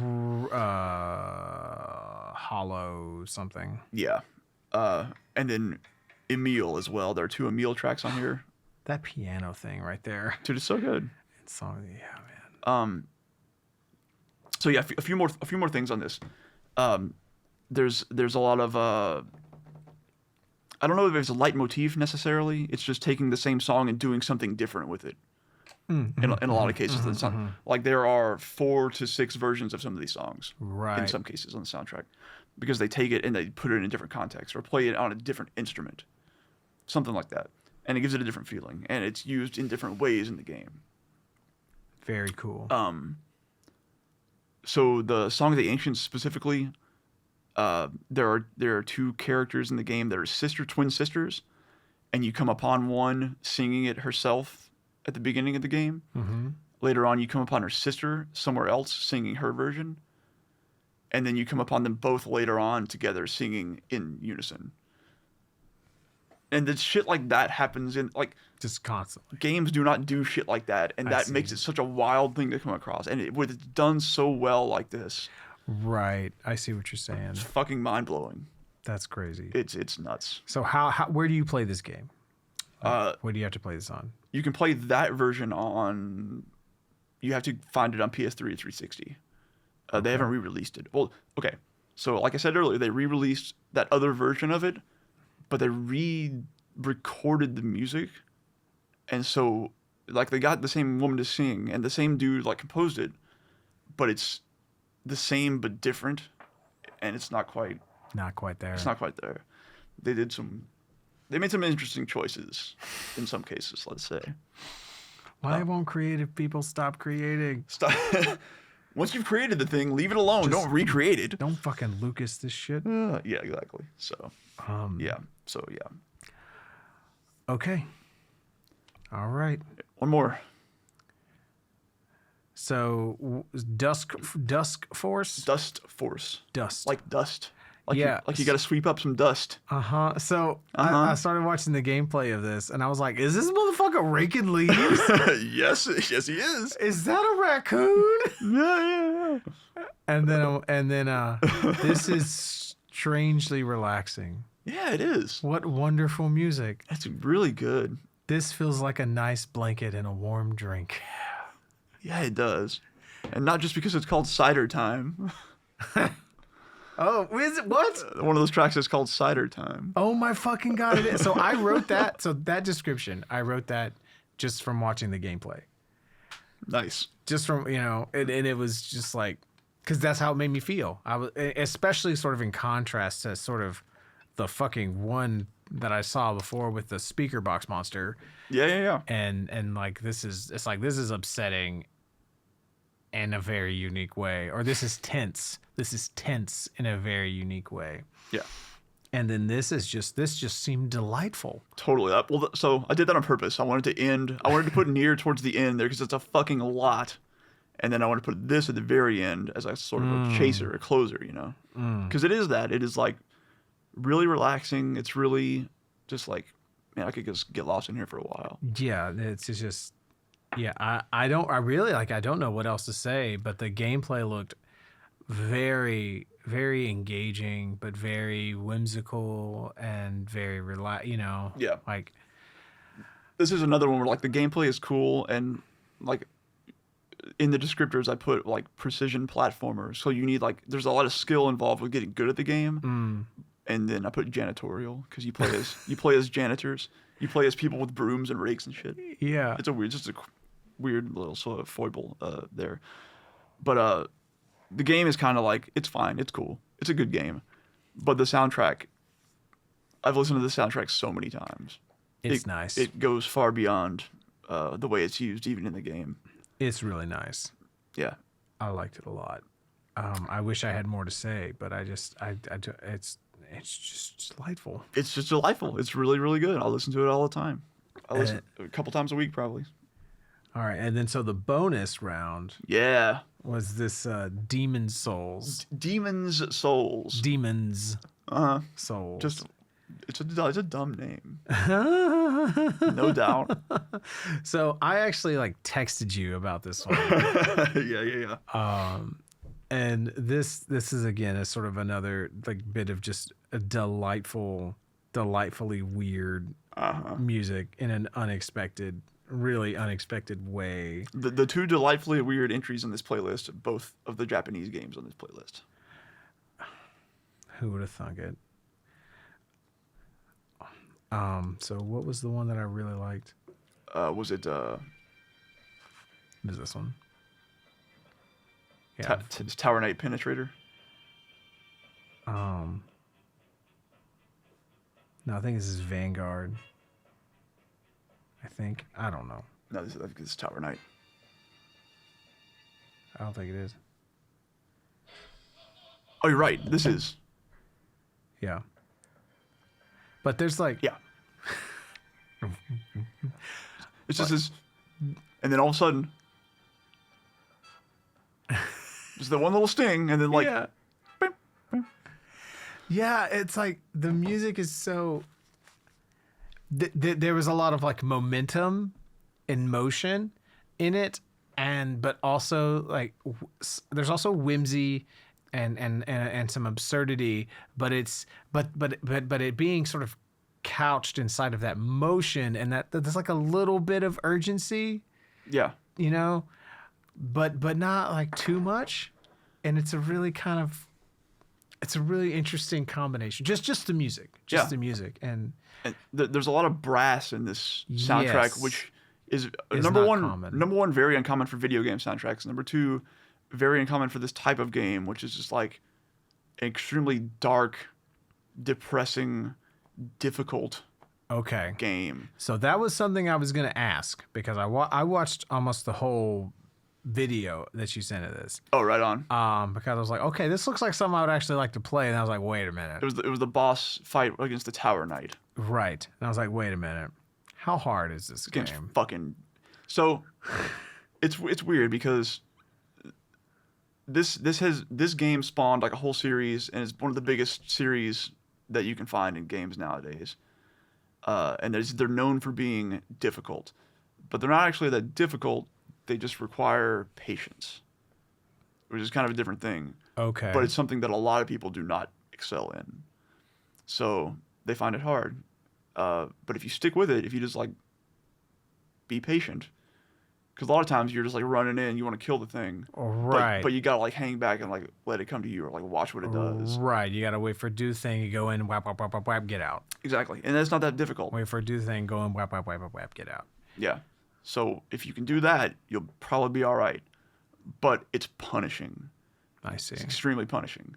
So you die, you lose all your experience, and you dropped it where you died, and you got to get all the way back there to get it. So if you die the boss, you got to go through that whole part of the level again. Kill everybody you killed because they're all back. And you got to do that until you beat the boss. Every time. So it's very, very punishing in that way. And this game came out at a time when games were not that. I see. In 2010. It came out in 2009 in Japan. So this is a kind of a precursor to Dark Souls. This is the first game in that series. Oh. Yes. Well, there we go. Yes, they did Demon Souls, which was PlayStation exclusive, and they did Dark Souls, which was multi-platform. I see. Because I bought that game, Okay. and I played it for a little bit, and I was like, this is not what I need out of a video game. Fair. Fair. It does not want you playing it, really. I was like, my life is stressful enough. It's not important to me to be good at a hard game. Yeah. This is not. Absolutely fair. Because it is. Yeah, I think it might have been the only game that I've ever played that I was like, this is just not what I need. There's other games where I've been like, yeah, and then you just sort of eventually peter out or get bored, like maybe you don't finish it or whatever. But but you intended to, This was a conscious decision of like, I just don't need this in my life right now. This is not what I need. Yeah, I've had the same thing before. So that's interesting that this is an immediate. I didn't know that. Yep. Another thing about this game is the only music in this game is during boss fights. The rest of the game is completely silent. Weird. And all you hear are just like, you can hear enemies moving around. You hear you're fighting the enemies. Nothing else. And then you go through elaborate. You go through this boss door arena, and you know you're gonna fight a boss because it's a big foggy door that you have to go through and you can't get back out of. And you get in there, and this fucking music kicks in, and there's this momentum and these horns, and there's this giant monster instantly trying to kill you, and you're like, what do I do? If I die, I'm gonna go back like 3 hours. It's made for that feeling. Yeah, fuck God. Man, I can't. It's made. That's what it does. That's what it does, and it does it well. Dude, I couldn't even handle that shit before I was a dad. Like any video game I play now has to be pausable. Totally. I have to be. If I can't pause it and like save it where I'm at, then it's like I can't do. That's a huge thing with these games, is that you cannot pause them. You can't even pause them? No. Oh my God. You press start, it takes you to your like inventory screen, but the game is happening. That's violence. Something can fucking come up behind you and fuck you up. Some other player can invade your game and kill you if you're playing online. These games are mean. They're not hard, but they're punishing. They're cruel. So what is a game that you would consider not punishing but hard? Ooh. Probably like something like, I don't know if you know Super Meat Boy. Mm-mm. It's a platformer. It's made by the same dude who did Binding of Isaac, actually. Okay, I think I have heard of it. Yeah, it's just a very technically difficult platformer. You just need a lot of skill, a lot of dexterity, a lot of like muscle memory to get through it. So it's not punishing because the levels are very, very short, and you can get through them in a few seconds if you know what you're doing. Mm-hmm. But you have to learn them. I see. So it doesn't like take away your progress like these Souls games do. So I see. That's an example. So I heard you also use the word grindy, and so how does How does so between like something that's like difficult, punishing, and grindy, those are sort of those aren't all necessarily the same thing. No, because punishing can be like if you fuck up, you somehow lose your progress, Okay. or you're set back a lot. Right. You got to redo stuff you already did, maybe. If it's grindy, then maybe you just need to do something a lot. Okay. The resource you're spending is time. Gotcha. You can kill the same enemies and get more powerful as you go, and that'll make things easier as you go forward. That sort of thing. Gotcha. And if it's hard, hard is very generalized, but I see. you need to develop your skill to get past it. You need muscle memory. You need dexterity. You need like quick thinking. Actual dexterity, not like a stat in the game. Yes. Like Sorry. actual, Actual physical, tactile dexterity. Yeah. Yeah. With your human fingers. Yeah, fucking RL dexterity. Yes, exactly. Yeah. So I guess in a sense, depending on the style in which you're playing a game like Skyrim or Fallout, that can be grindy if you want it to be. Yeah, totally. And so yeah, if you're like, you know what, no, I'm gonna fucking just sit here and blacksmith until I get to fucking level whatever. Right, exactly. Because in that game, the more you do something, the better you get at it. Right. So, yeah. Right. Totally. I feel like there was something that I said. Okay, well, we'll talk about that later. I'll bring that up at the end, but I can't fucking remember what it was. Oh shit, you're right. Oh boy. So it was towards the beginning that I said that. Well, we segued into this we were talking about me and extreme metal and why I didn't click with it. Right. Okay, no, this is it. So, how did your interest in video games change over time? Ooh. Change. So, you know what I mean? So, like, I know this is very, like, oh, we just fucking... Just throw those out here. So, yeah, just throw that out there. But I guess, like, why these games? Why did you gravitate towards these games? Right. At this time, as opposed to, you know, like... I guess I can answer that by answering your first question a bit generally, but still it's going to answer it, which is that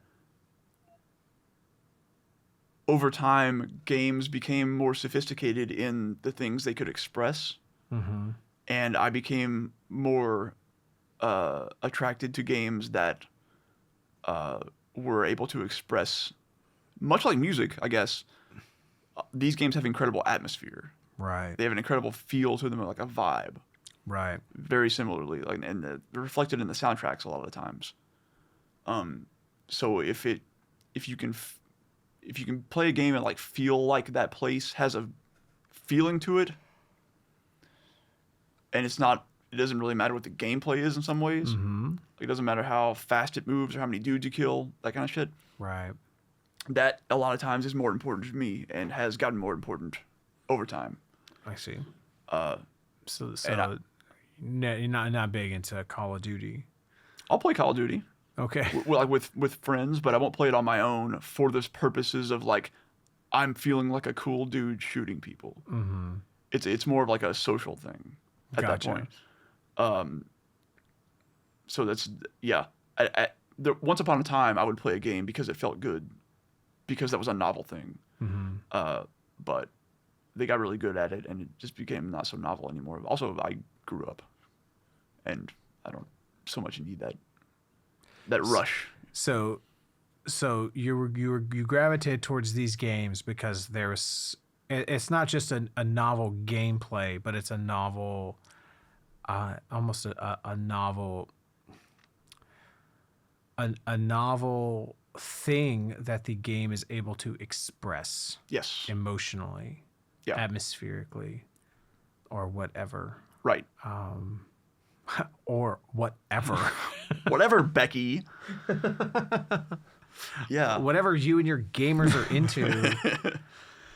Yeah, like, so for like Fez, for example, it starts out as one thing and it evolves into this other thing, but it's a mystery the whole time. Right. And you as the player like unravel it and you can figure it out. You can go online, look at the FAQ and get the answer you know, if you just want to get to the end and see the credits, and some people do. Right. But I'm the kind of person who wants to like get lost in that shit. But that's right, and that's a very different experience than Doom or you know, even something like BioShock where it's very linear. Yeah. I mean, even though BioShock has subtext to it for sure. Right. And it has twists and turns and like you know, a twist at the end. But even that doesn't it's a movie where you get to play the action scenes. Right. You know, it's still it's a different kind of I don't know how to say it. I mean, I had a fucking psychedelic experience when I played BioShock Infinite, and the way that thing wrapped up like that that like fucked me up. Sure. I made them. Maybe not mistake isn't the right word, but I like texted Robert. I was like, "Hey, I want to play a new game. Like, what do you suggest?" And he was like, "What do you like?" I was like, "I like these things." And he was like, "Oh, check out BioShock Infinite or XCOM." And I got them both. And I played XCOM a little bit. I was like, "This is cool, pretty cool." And then I played BioShock Infinite. I was like, "This is pretty cool. Let me play this a little bit more." And then once I got in, I was like, "Oh my god, this is." Because it's all quantum. It's like, you know, it alternates between, like, you know, a very cerebral story and very intense violence. And I'm like, this is my bag. Yeah. Yeah, that's how I would describe that. But also, like, when BioShock 1 came out, it was a sort of quantum leap past a lot of other things. Mm-hmm. And you look back at it, it's kind of quaint now compared to other shit that exists. Sure. But at the time, it was absolutely like, yo, holy shit. I see. They're saying this. They're saying something. Wow. I see. And that just wasn't, at the time, that was 2007 it came out. I see. It was extremely ahead of its time at the time. I see. So. But yeah, okay. So that makes sense to me. That you were drawn to these games because of the novelty of what they could, you know, of the novelty of what it's expressing. Like it's not like, okay, well, all right, so you got to go in this room, you got to kill all the people, okay?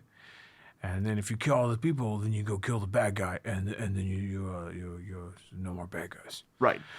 And sometimes it is that. Like Nier is that, but there's so much else going on. Like, to say it as generally as possible, it's like just the experience that it offers. Other things do not offer that type of experience. Right. You can read a book and you can get some of that, but this has a visual and audio element to it, and a tactile gameplay element to it. You can watch a movie, but you're not in control. It's just a story that you watch. Yeah. You fall asleep, the movie keeps going. Yeah, exactly. You know? And games allow you to like get into it way more, sense. and they can get in your head in different ways if you let them. So not everyone wants to do that, and it's, you know, there is shit there for you if you're willing to do that. Right. So. I think that feels like a lot of my interaction with games, and even with movies. A lot is I have a limit to the degree that I want to engage, because I don't want to feel. Okay. And for whatever reason, you know, like maybe like my normal life of me just going through my day has such intensity of emotion that whenever I sit down to unwind, I don't want to experience someone else's. Sure. Like you know what I mean? You want escapism at that point. Right. So let me fucking not think about that and just do this thing for a little bit. Right. Like I don't want to voyeuristically experience someone else's drama. Right. I like, you know, let's watch some Godzilla, let's watch some Michael Myers, let's watch some Marvel movies, you know, let me see some Arnold Schwarzenegger, you know, I just throw on Commando, it's cool. Last Action Hero. Oh yeah. So but it's I don't know, so it's philosophy of art in a sense, I guess. Yeah, yeah. And what's cool is that it's all games have all that shit, Right. which is kind of neat. Right. So, all right. Well, So next time we will do 2013 to present day, shit. and we will. It's gonna be a 6-hour long playlist. Hold on to your butts. We will experience. We will explore this particular topic in far greater detail next time. Right, because the dynamics of what games of the journey that games take you on only Only intensifies yeah and so, gets weirder and stupider and more amazing. sounds awesome. Cool. Don't put down the controller yet. One more time. One more game. Something about an extra life in it.